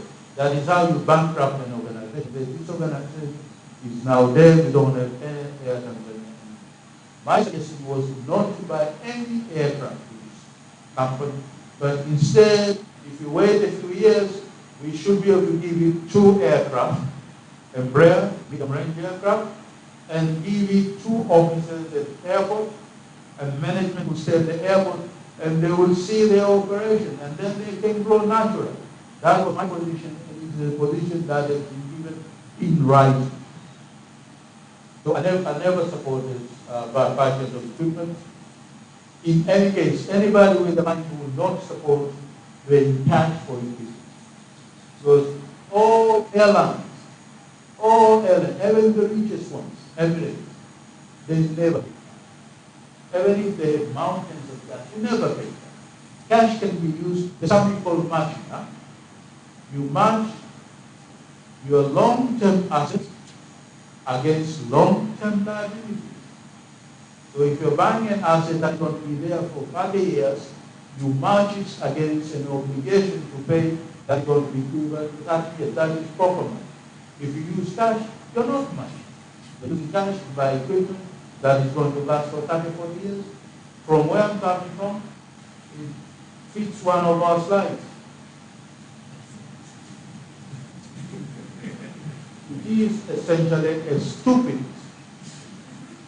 You shouldn't do that. And I remember asking a minister that question. Because we had a problem with budget. I told the minister, what is this? You can't find enough money for me? I can't because of these commitments we have given and we have bullet payments, commitments, we don't have enough money. Why do you accept to pay bullet commitments? You bought equipment and you're paying cash, you should do this. Or it is part of collective responsibility, which is nonsense. But we can say, if you disagree on something, put it in writing, argue against it. If it is not supported, what is the option? Resign. Honorable, resign, say, I am seriously disagreeing on this matter, here is my position, and I'm with resign because of this. But because of fear of loss of status and position, people don't resign. And that is what happened. And now we are going to be very, very sorry, because I'm sure one of these days, Air Tanzania is going to go down. Despite having all the money, it is not going to be sustainable. I can tell you today, give it a few more years, it is going to be a dead organization. Thank you very much. The next question, I think, is the Kasongo. Reformat, who will do it? I mean, right now, we have a leader who I think is willing to reformat. He is not reformatting yet, but I think given time and given advice, she should be able to reform it. So that's the only way. That's the only way. I mean, if you look at civil service, largely you have people who should not have been there and they are there. In the past, you know your career progression. You start at this level, you come to this level, you come to this level, and then you know of the 3 of us, 1 of us will be promoted. That is career. Right now, you're somebody you pick from SUA to become the CEO or someone else, he doesn't know anything about it. And that is not career progression. So we need to go back to the basics. How do you move people within government and do it properly? And that is the only way we're going to do it. And my suggestion is the top executive of this organization, this country, should have the back shoes of them. He failed, she should fail. I think she's going to do it. Some of others, your one question. The other question was lifestyle audit, not comfortable. I know we are not comfortable, but we should be able to do it. We should get somebody who will say, no, I'm starting to do it. And then the results will be shown, and then effects will be there, and then somebody else will do it again. We need to start. And the best way of doing it is to start on your own. So suppose I think my suggestion is the Ethics Secretariat and the National Audit Office, these two institutions can get together and start doing it. The Ethics Secretariat and the National Audit Office, they should put together a plan and say, well, this is the cabinet. Okay, this cabinet, we are going to do a large-scale audit of all of them. Maybe we will start with deputy minister, all deputy ministers, and next year we do this for all senior managers. And then it gets done. And then it becomes public, all of us know. But I think it's a genuine problem. Who is going to do it? Because everybody is done. Everybody is punished. But I mean, some people are more punished than others. So maybe we start with the lower one, and then they get punished. Maybe they lose some property, and then they settle, and then somebody else gets up also, we audit, and they get punished as well. And then it becomes known. In China it is known.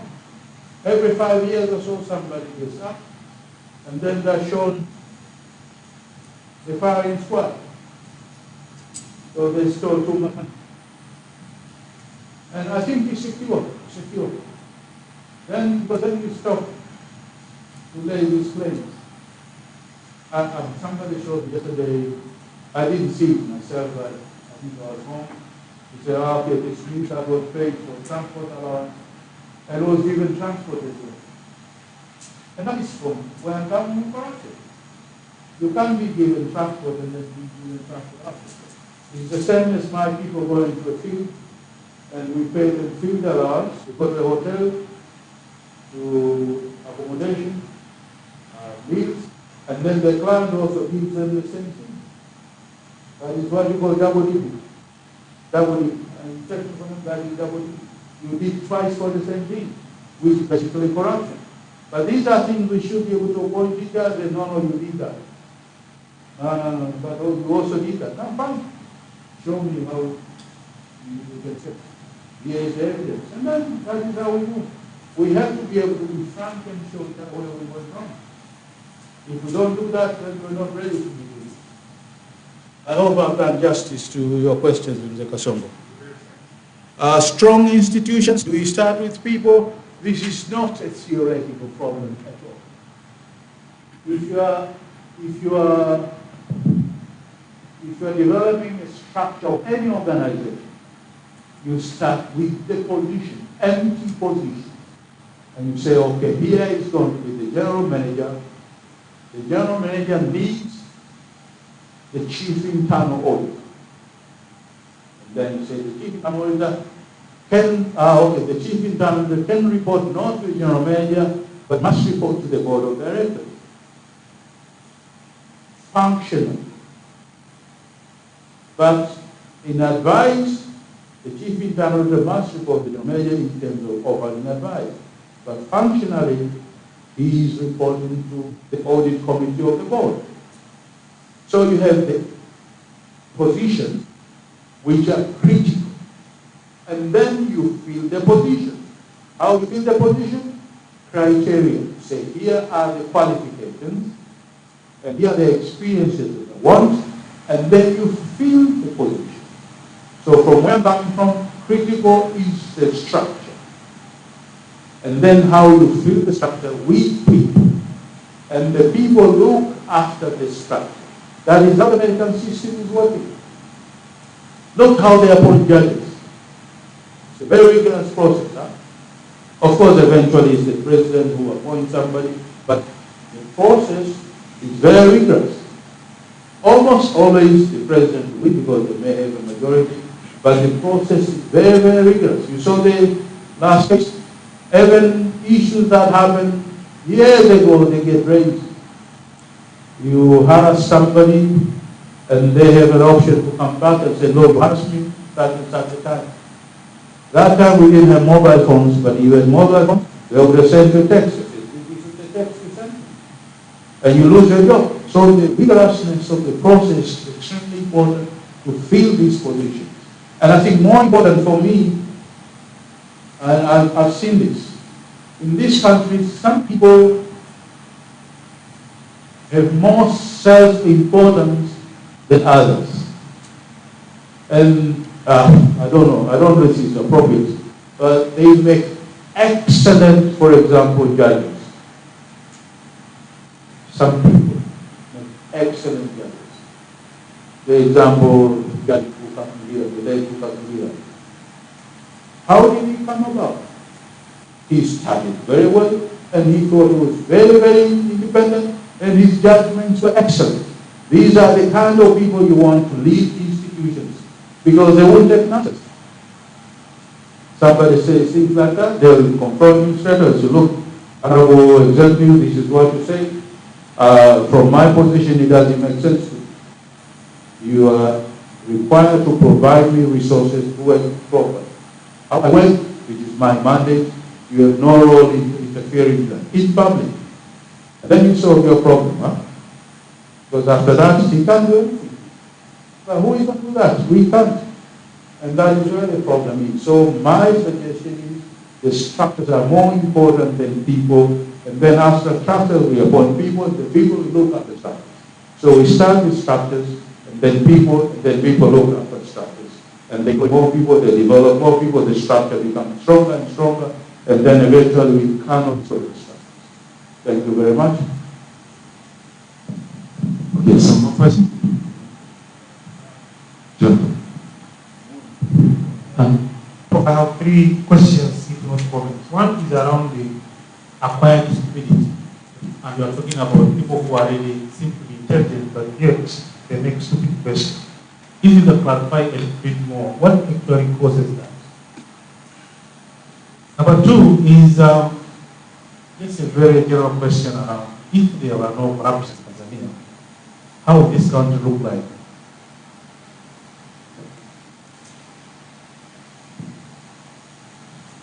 Number three is around the source or the society which brings up the leaders in the country.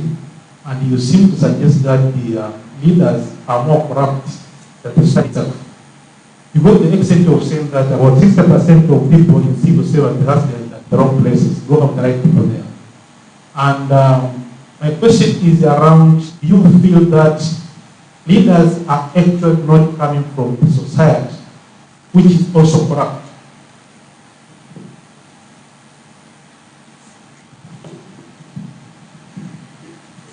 A lady.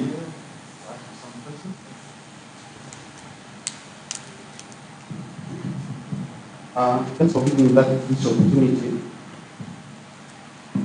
Professor, from my understanding on your presentation, I have a few questions here to ask you. So we need to change the system of governing the society or nation so as to have or to commit this corruption. So if the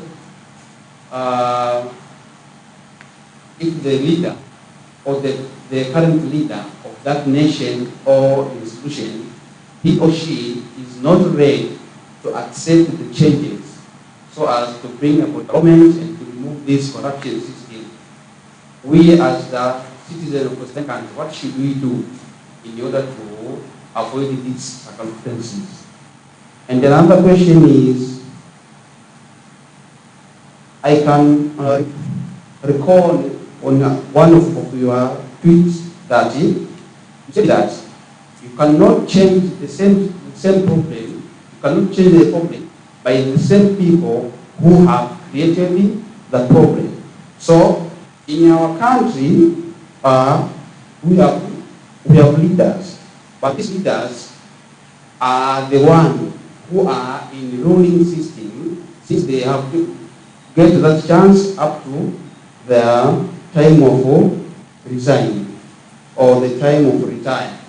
So how we are going to change the system until we have the same people who are not ready to hear our opinion on the changing?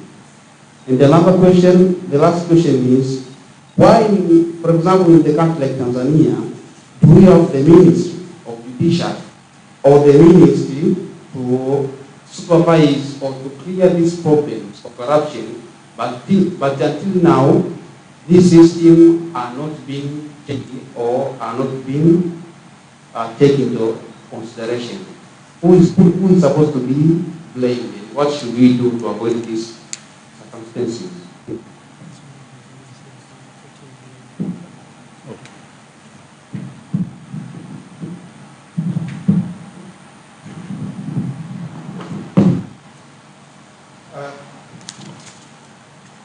So thank you to get this opportunity to ask this question. My question is not far away.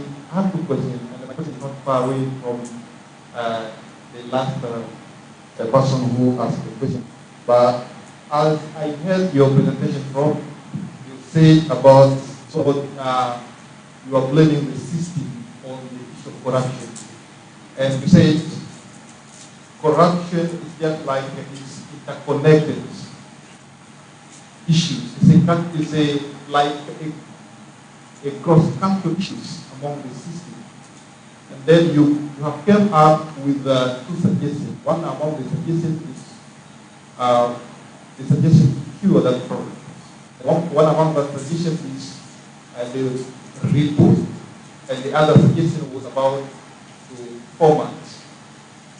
So, in my thought, I thought that the last suggestion that you said to reform the system is all about the radical change of the system, the total transformation as Karl Marx focused on the radical change. So my question is, how can this change could be executed while the mode of production that is prevailing in the system, the capitalism mode of production? And I'm quite sure that you are aware of how. So I would like to hear the further comment or explanation on how that system could be formatted, could be undergo the format. In which way will this happen? And the second question is about one. I would like to quote the one among the professors who suggests that the particular approach can no longer be profitable to the government. If the government will undergo with that project, will not be profitable, it will take a couple of years to be profitable for the government. And the same scholar who is, I can say, qualified scholar and also expert in the same field, was there, the time being that the project of particular goal was going on. And the same scholar recurrently, he came out and then advocated the same changes. He said that he advised the government that the government had to drop the project. My question came in your presentation as far as the issue of stupidity, but also courage, openness of the scholar. What is your take as far as this issue concerned, especially the field of the scholar in our country? Thank you.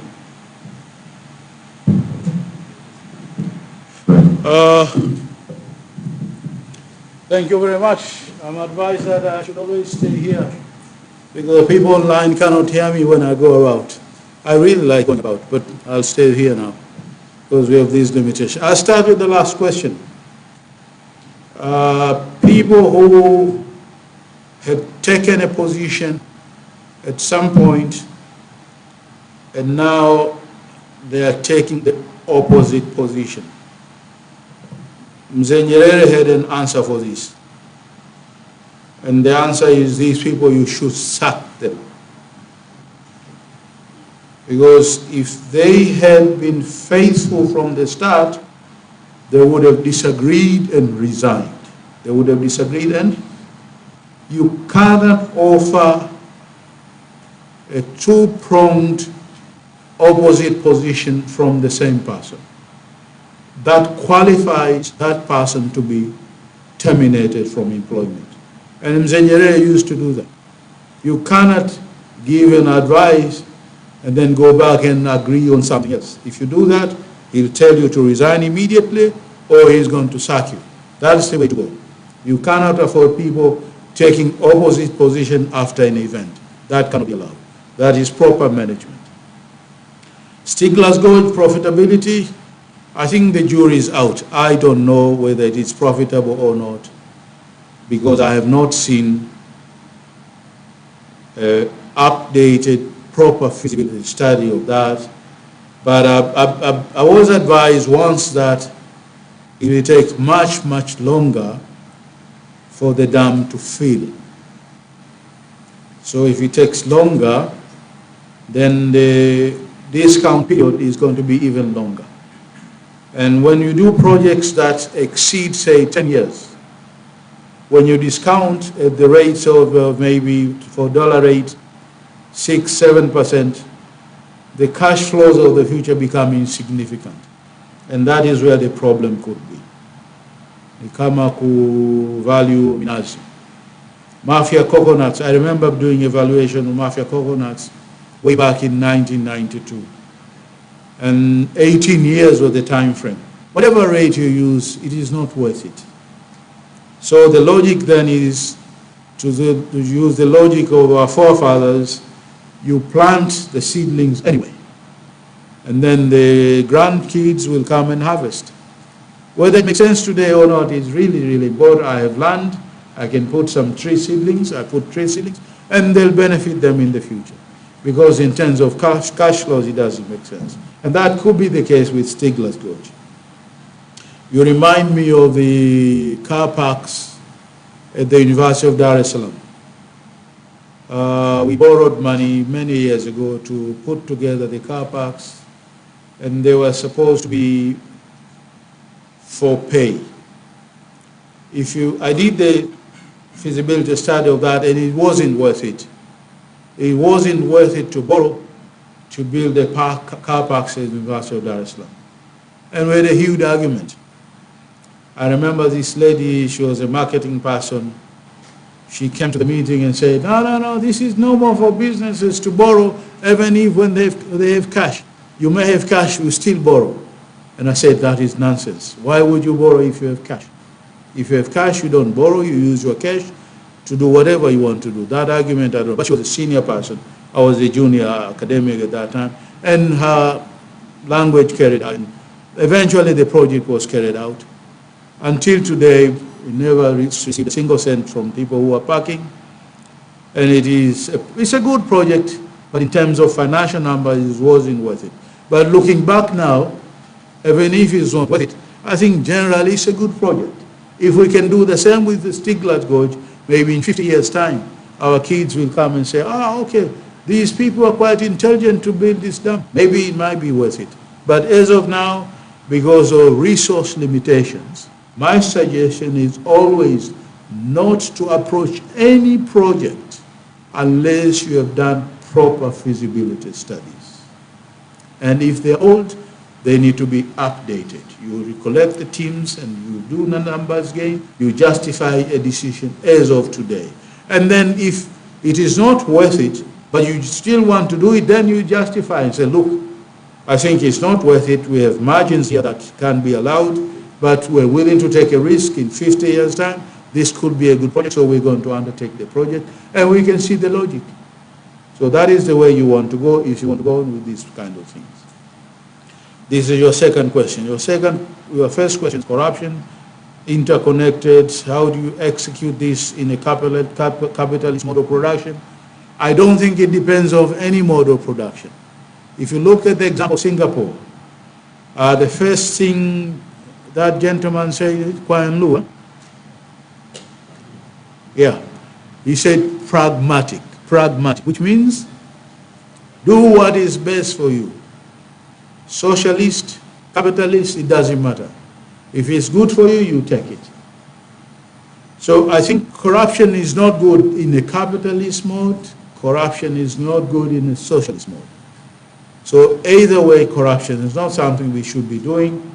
So whatever mode of production we are in, we should always fight corruption. My suggestion was reformat, not either reboot or reformat. I suggested reformat because we have so much dead wood, and some people have gone so far off, it's not worth it to recover. If somebody can go to the extent of calling somebody Mungu, that person you can't recover from. So I think we need to reform. I think we need to reform it. So I think I've answered your question. The other question, I haven't written the names because I haven't heard your names. But will it change the system of government? What is the role of citizens? I mean, the role of citizens, as always, is to be interested participants. Is to be interested participants, to ask questions and seek to get answers. If we don't ask questions and seek to get answers, we leave it to the leaders to decide. If we ask questions, they are going to involve us. So if we have interest, we say, here is our interest, ask the question and seek a response for that question. So our role as citizens is to participate in everything that is of interest to us. Of course, finally, this translates into elections. This translates into election. We have to go into meaningful elections, and we elect the people who are very good for us. Not because they've given us something or they promise they're going to do this for us and then we elect them. That is not proper election. And this is a huge area. I hope one of these days somebody else is going to come here and speak about elections in this country. I think elections in this country is more of voting rather than elections. We participate in the voting process, but we don't necessarily elect. We saw last time, all of us went and voted. Did you elect? I don't think we elected. And this is where the problem is. And I promised myself I'm not going to go into any voting process again until it is a completely digital process. I vote here, it's going to be counted centrally. If we reach that stage, I'm going to go into a voting process. Without that, I'm not going to into any voting process because there's so much fraud, it is not worth voting for myself. I can't change the problem while some people who create, okay, I think this is where you are referring to a situation where it is not concerning me. The reference to where I say you cannot change a problem with the same people who created the problem is to a Twitter account that is not my account. So to use the word of President Trump, fake news. I think there are 3 or 4 Twitter accounts that are not my accounts. I have a Twitter account, but it has been inactive since the closure of the internet. I haven't been able to go in there, and I use always my desktop because I need a bigger screen to get into these things. And since the closure of the internet, I can't use my desktop to go into Twitter. I can't use my phone. I can use my phone, but I don't like using a small screen, so I'm not active on Twitter anymore. Whoever is active now, it's me, somebody else, so I can't answer that question. Judiciary and Justice Ministry, the superior should be Justice Ministry, because the ministry takes responsibility for 2 things, and this is general. A minister should take responsibility for strategy and policy. For strategy and policy, not operations. What you see now is ministries getting involved in the operations. That, from where I'm coming from, is not proper. A minister cannot solve an operational problem. They can only take responsibility for strategy and policy. What we have now is not proper government, where a ministry goes to the district and try to solve a problem. That is not the work of a ministry. Ministry should be in the ministry and solve strategic and policy issues best. And then they receive quarterly reports, and then they act on that, and that is the way you run a government. We are not running government properly right now, but strictly speaking, it is the ministry that takes responsibility to connect any wrong in the legislative system, and that is where the buck stops. And then the third question, which was the first question, was why do we have bias stupidity? I think there are 2 reasons. The first reason, I mentioned this, is fear. People fear authority, Because in the past, in the recent past, we have what I call degradation ceremonies. Degradation ceremonies, where if you are removed from a position, it is not a very pleasant sight. Things will be said that are not good for you, you are not this, you are not this, you are not this. And in proper management, you don't do that. If you're parting company with an employee, you write him a letter of reference to say, unless you have evidence that they were thieves, even when they're thieves, I mean, you write just an impartial letter. I worked with this young gentleman for 10 years. You don't say, no, he was not good for me. But if they call you in confidence, you might tell them, I had a problem with this gentleman. For a number of years, some money was stolen from me, and this and this. But usually the letter of reference is a good letter. And that's how you part company. But as in the recent past, people will be called and said, you're useless, you didn't do this, you didn't do this, you didn't do this. And the degradation ceremony is not a very good ceremony, so people fear that. And therefore they become stupid to protect themselves from these degradation ceremonies. But more importantly, I think a lot of people lack confidence as well. If you know what you're doing, you can stand your ground. If you know what you're doing, you can stand your ground. If you don't know what you're doing and you lack confidence, you won't stand your ground. I remember once somebody called me and said, no, you need to go to press and do 1, 2, 3. And I said, no, I'm not going to press. I'm not going to do 1, 2, 3. But I'm your executive. Why don't you do that? I said, yes, you are my executive, but I'm listening to my immediate subordinates, and these are my professionals. They advised me not to go to the press within the next 2 weeks, and that's the decision I'm going to stick to. And then the phone went off. He didn't like it, but it was my position. My people advised me, and I liked myself not to go to the press, and I wasn't going to go to the press. So despite the pressure, I said no.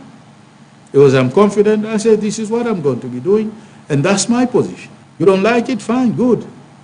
But this is my position. And a lot of people cannot take such a position, which is regretful, really. Because these people are good. Some people are very good lawyers. They can stand their ground. They don't stand their ground. Some good people are very good engineers. They should stand their ground. They don't stand their ground. And this is very, very unfortunate. I think I forgot to give you that example here of Jangwani Bridge. Yeah? Did I give you the example of Jangwani Bridge? It was on the slide, if you read the slides. I'm going to give you Jangwani Bridge because I'm going to refer to the Kiegea Bridge. Yeah? The Jangwani Bridge was a disaster from day one, from design stage. And I know a guy who was a technician there. And he came home and told me the design of the Jangwani Bridge is utterly useless. It's not going to be useful for you. Why? It is too low. There's going to be a lot of debris there, and it's going to fill. It's not going to work for you. I said, did you tell the people? And then, no, I told, they know. It's a designer, we gave our comments, but we are contractors.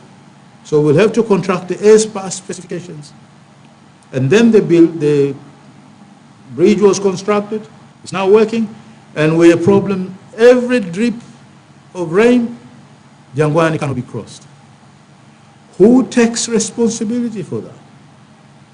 It has to be somebody who made that decision. And somebody who made that decision got scot-free. And then you have the Kiegea Bridge, huh? In Dodoma, right? Kiegea, Dodoma. As you go to Dodoma, there's a Kiegea Bridge. Dodoma. It's in Morogoro region, but as you go towards Dodoma. What happened there was the bridge was damaged by rain, and then the regional engineer was not terminated. I think it was removed from there, and then an acting engineer came in place. And then for some reason, the executive went and visited the bridge. And this gentleman comes, I know the gentleman, Engineer Saleh comes. He's a chubby chap, huh? Big chap. Say, why are you this big? I can't answer that question. Because I eat well, but he didn't answer. Why are you this big? And he was flabbergasted. What is this? Who are you? I'm the acting maintenance engineer. And he's being asked questions before the bridge collapsed. So I have no way. I was somewhere else. I was brought here as an acting maintenance engineer. That should have been the response. But he wasn't given even that. Eventually, the decision was, get these people terminated, including him, very specific, including him as well. Ideally, you want somebody to say, this decision is not proper. This guy takes no responsibility for this because this happened after the bridge had collapsed. But nobody did anything. And then, of course, he stayed away for 3-4 months. He got his salary, he stayed away for 4 months. But he was terminated, which is unfair in my view. But what was needed there was somebody with confidence to say, this decision was wrong. Even after the meeting there, you say, look, or you can even write and say, I was there, this is what happened. And we have legal minds. This is what happened. My view is, your decision here was incorrect because of this and this. This should have been the proper decision, and my advice is, you do 1, 2, 3, send it on and somebody will read it. But nobody did anything because of the 3 reasons: fear and lack of confidence. I think I've answered these 3 questions. Huh? Is the society too corrupt? I don't think so. I think we have a lot of good people. We have a lot of good people. Not all of us are corrupt. We have a lot of good people, and I think good enough to be able to run this country very well. Some are in this country, some are not in this country, but we should be able to use all the resources we have. All hands on deck. All hands on deck, and we can move this country forward. I think we can go to the last one now. Maybe we choke over.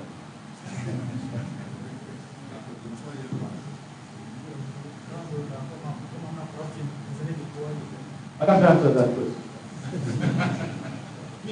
Kama hakuna corruption, Tanzania ingekuwaje? I think if we didn't have corruption and even the right leadership from 1961, Tanzania would have been the leader in agriculture. I think we have got the best lands in the whole of Africa. If you flew from Zanzibar to Mwanza on a light aircraft, you'll see how good we are as a country in terms of the river systems, in terms of the land that is basically undeveloped. Only around Lake Eyasi you see a little bit of farming, but this country could be developed very, very largely and feed the entire continent, and maybe export as well. So I think we could have been very, very far. The problem is we did not have strategic leadership, which we badly need now. Thank you very much.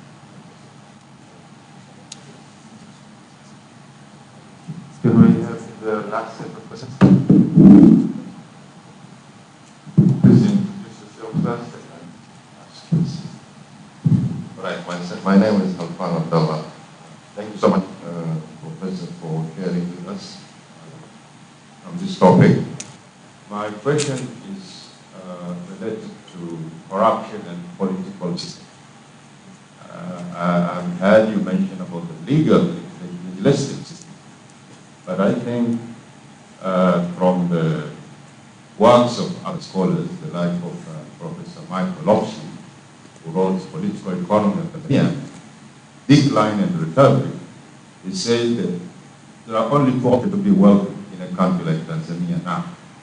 You are either doing business and politically connected, or you are a public official having a side business, okay, of which we connect this with some form of corruption. So I want to hear your take on the political organizations that we have and their contributions to the corruption crisis that we have.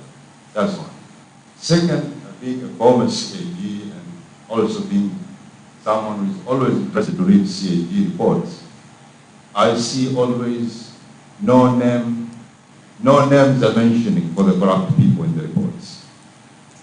The recent one I can give is of fire department, who are told almost 200 million have been taken.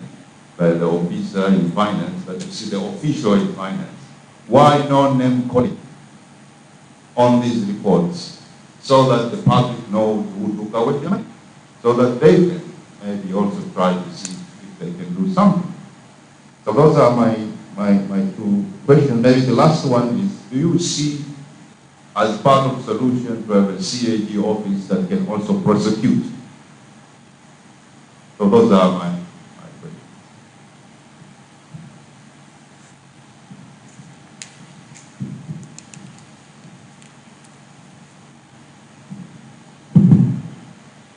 Thank you for the presentation.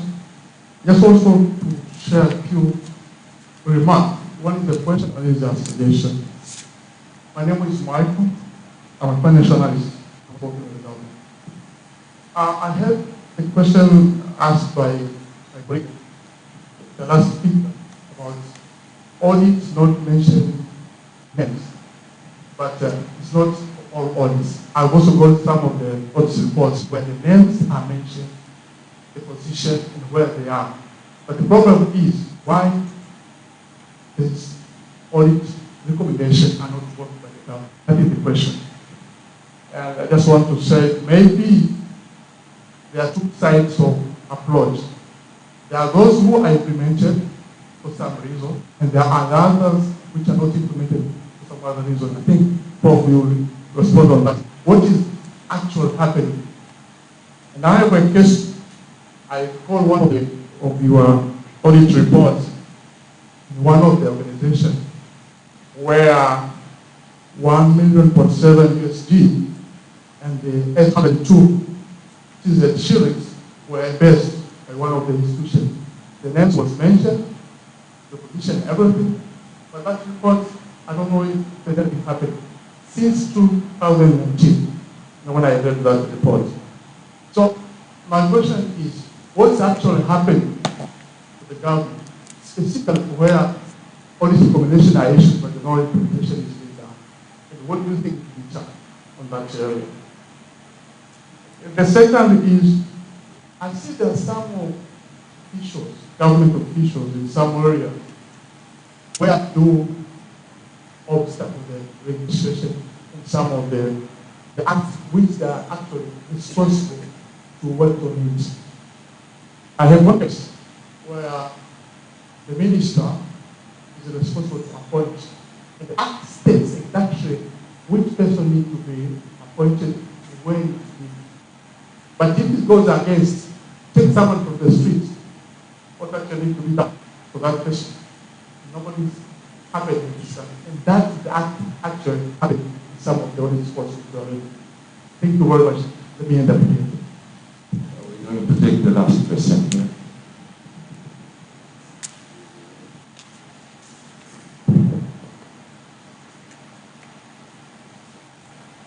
My name is Kailan Kidai.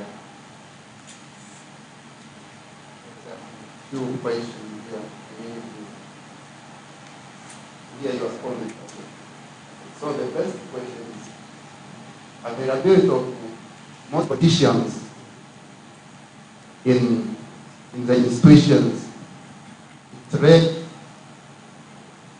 the rules or decrease of professional ethics, which can result in lack of integrity in the office.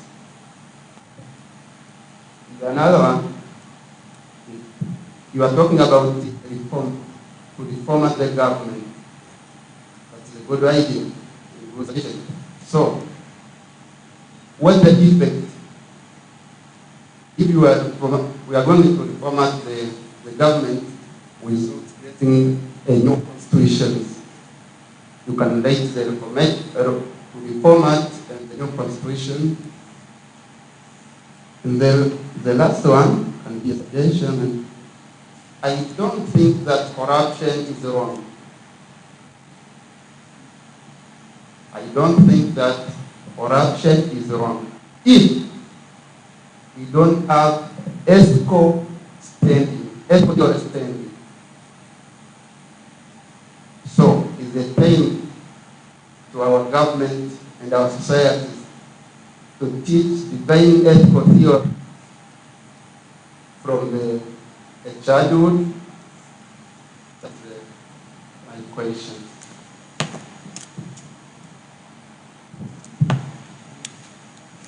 Yes, thank you very much. Thank you. No, we can't. We can't. We gave 3 opportunities, and that's it. I think we need to be quite strict. We can't. We can talk after here. We can have a conversation. I'll make myself available to you, no problem. But in terms of what we agreed, 3 sets of questions, 3 times, done. I'm going to start with my friend Khalfan Abdallah. Corruption in political systems. 2 ways to be successful. Business, politically connected. This works here, but works everywhere else. It works in New York, it works everywhere else. Business people always will look for political connectivity because it makes life a little bit easier. What is happening is they don't allow politicians to get into their business. So there is separation there. When you need them, you can all have a cup of coffee, build relationships, solve a few problems, but you can never take part in my decisions. What we have here is actually politicians getting involved in business. They call this political entrepreneurship. Political entrepreneur. The reason you get into politics is because you want to make money in politics. And a lot of these politicians are like this. I know a person who became a special, they call them special MPs, huh? Special seats MPs.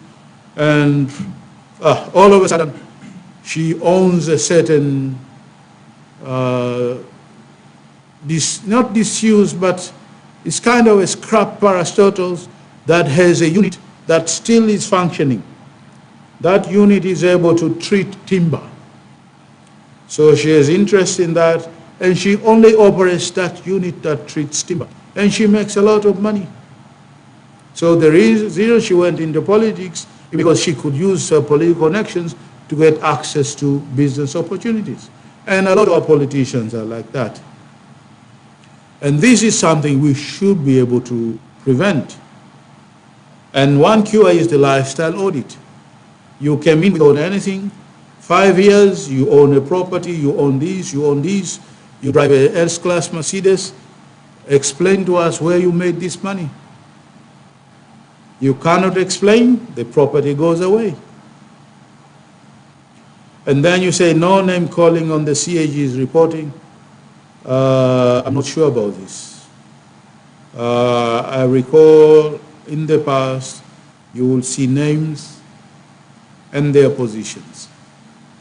It depends on the level. If you went to the specific, the abstract report will not have name, the abstract report. But you went to the specific report of an organization, the name will be there. So the parliament has access to these names and they can act if they chose to do so. CAG to prosecute, I don't think it's wise to do this because of the principle of separation. Huh?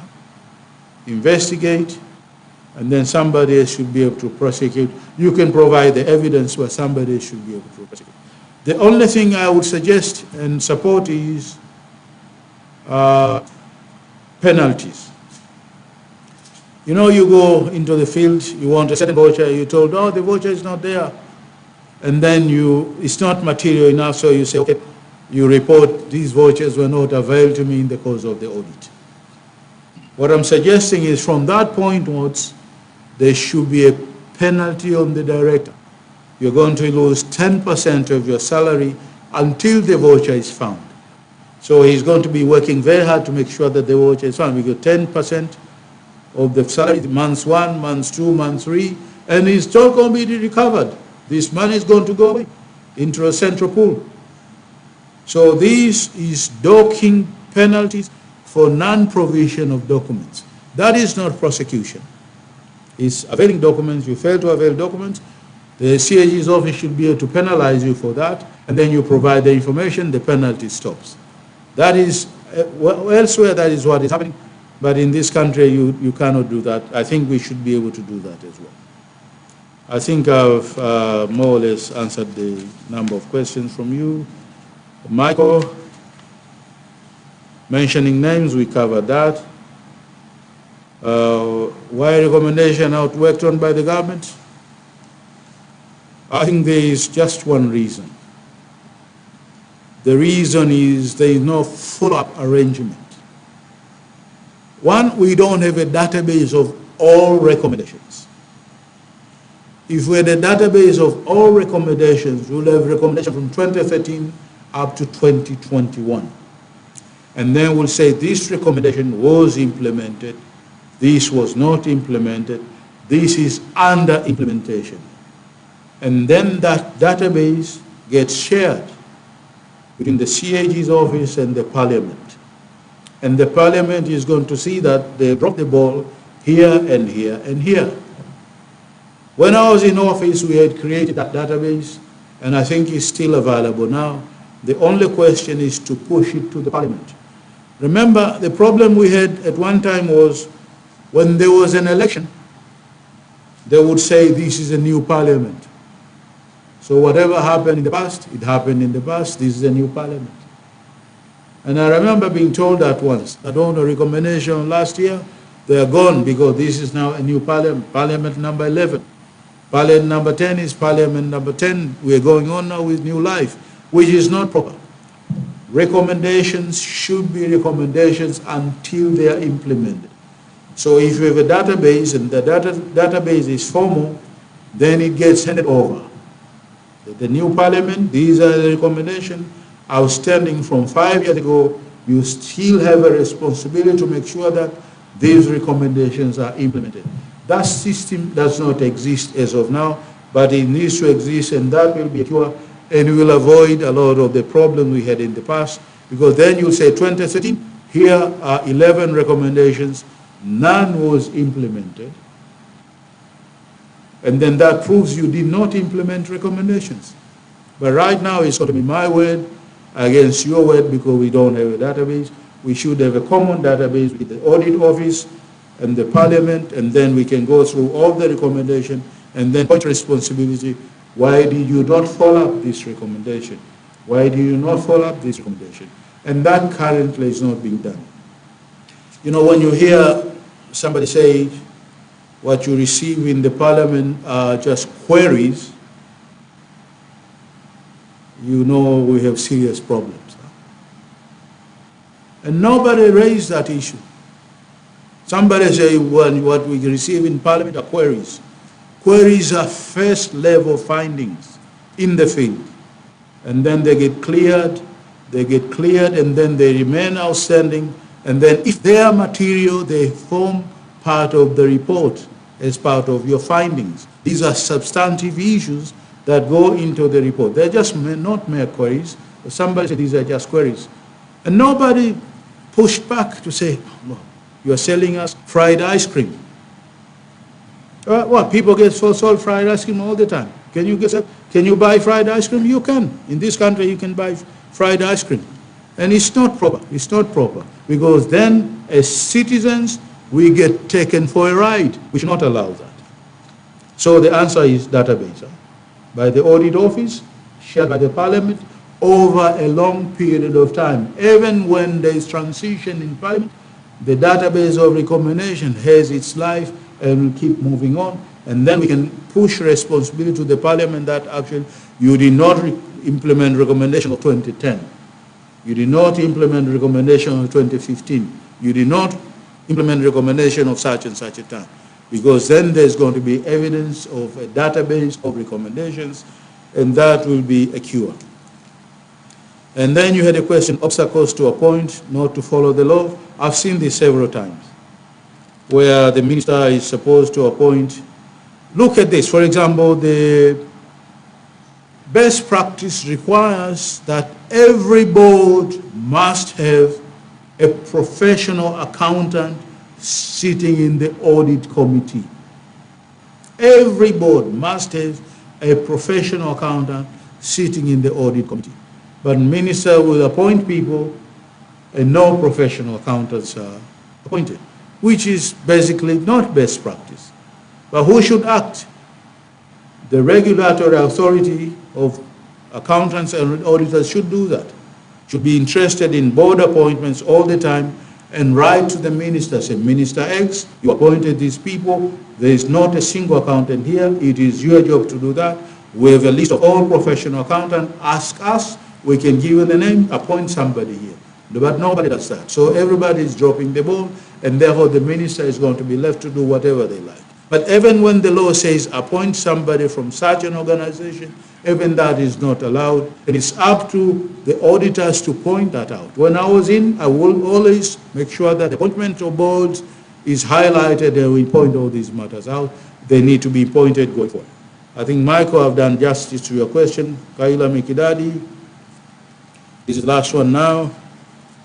Availabilities of most politicians in offices, I'm not sure. But I think we fought this war and we accomplished it and make sure that politicians are not appointed. I don't think there are politicians anymore in boards of our parastatals because that was a fight. And I think it was resolved that no political appointees, no MPs will be appointed in board of directors. I think that is still the case now. So I don't think this is happening anymore, but it happens. We have to point it out that such and such a person should not be fitting in a board of directors. You remind me my life as a director of one of the companies, and we had one MP in the board, and that MP was virtually useless because he will come to meetings very early and he would say nothing from the start of the meeting to the end of the meeting.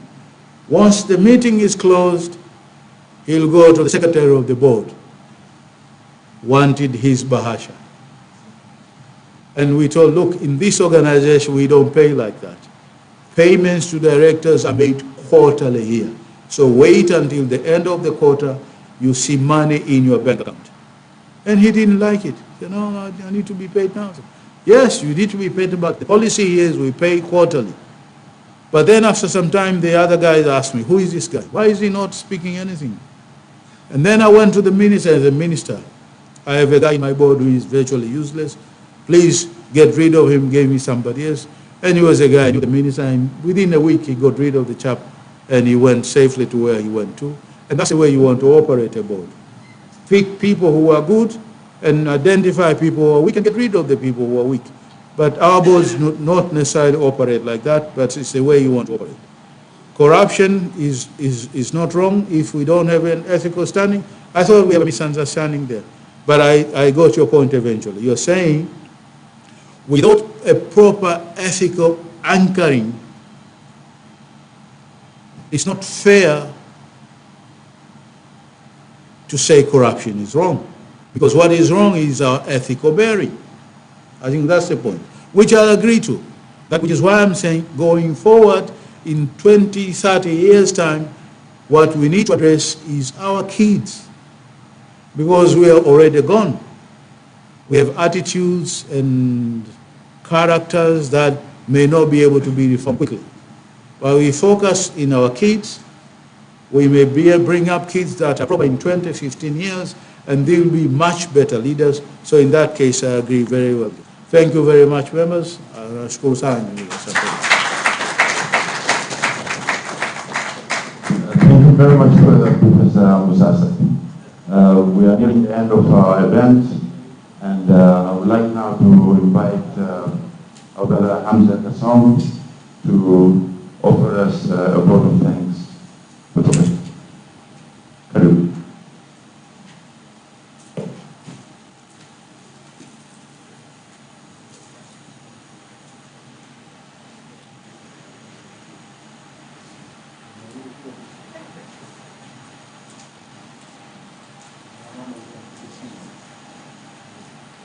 As you have heard, my name is Hamza Kasongo.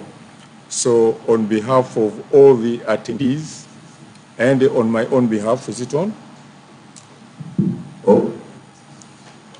On behalf of all the attendees and on my own behalf, I would like to first of all express our gratitude to the management of Muslim University of Morogoro for arranging such a wonderful and educational meeting. And it is my hope that they will keep up to their word of making this series work. And if this is one, then we expect to have many more enlightening lectures such as this. And secondly, as you will agree with me, I think there is not sufficient words to express our gratitude to Professor Mussa Assad for the enlightening lecture which he has given us. It has opened our minds of a lot of us. There are things which we did not know, and if we did, it was just very, very on a sketchy point. And then secondly, I would like to thank Professor Assad for his courage, because in this country now especially, we have become accustomed not to speak out loud your mind. You know something, you'd rather just speak to either your wife in the bedroom, or if you want to make an audience, then you speak to your children at the dining table. Thereafter, you don't speak anything. So, Professor, for that, I thank you very much indeed. Lastly, I would like to commend you, sir, for your principles, which you have displayed here aptly.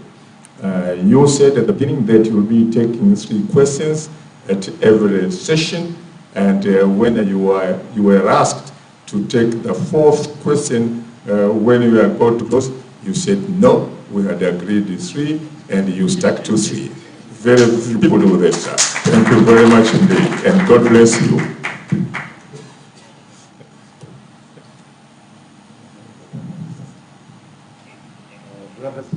Brothers and sisters, we have now reached the end of our session. We thank you very, very much for taking time out and being with us here to listen to our professor. We thank you very much. You will have to expect some more sessions similar to this in the near future, inshallah. And God bless you and go well. Thank you very much. Tasti Aroma, mchele mzuri, msafi na unanukia. Unapatikana maduka yote Tanzania. Piga namba 0755017073. Popote ulipo, nyumbani au dukani. Tasti Aroma, mchele bora wa kunukia kutoka Mbeya. Habari zilizotufikia hivi punde. GNM Cargo, kampuni ya usafirishaji wa mizigo kutoka China kuja Afrika Mashariki, inatimiza miaka 10 ya uaminifu kuhudumia wana Afrika Mashariki. Mwandishi wetu Minho ana taarifa zaidi. Kama unavyoona, tuma pesa zako kwa wakala wako China. Kazi nyingine tuachie sisi GNM Cargo, tukupakilie mzigo, tukusafirishie kwa niaba yako, tukague kwa niaba yako kwa bei nafuu. Kwa mawasiliano zaidi tupigie kupitia 0677 066 551. GNM Cargo, we voyage your dreams.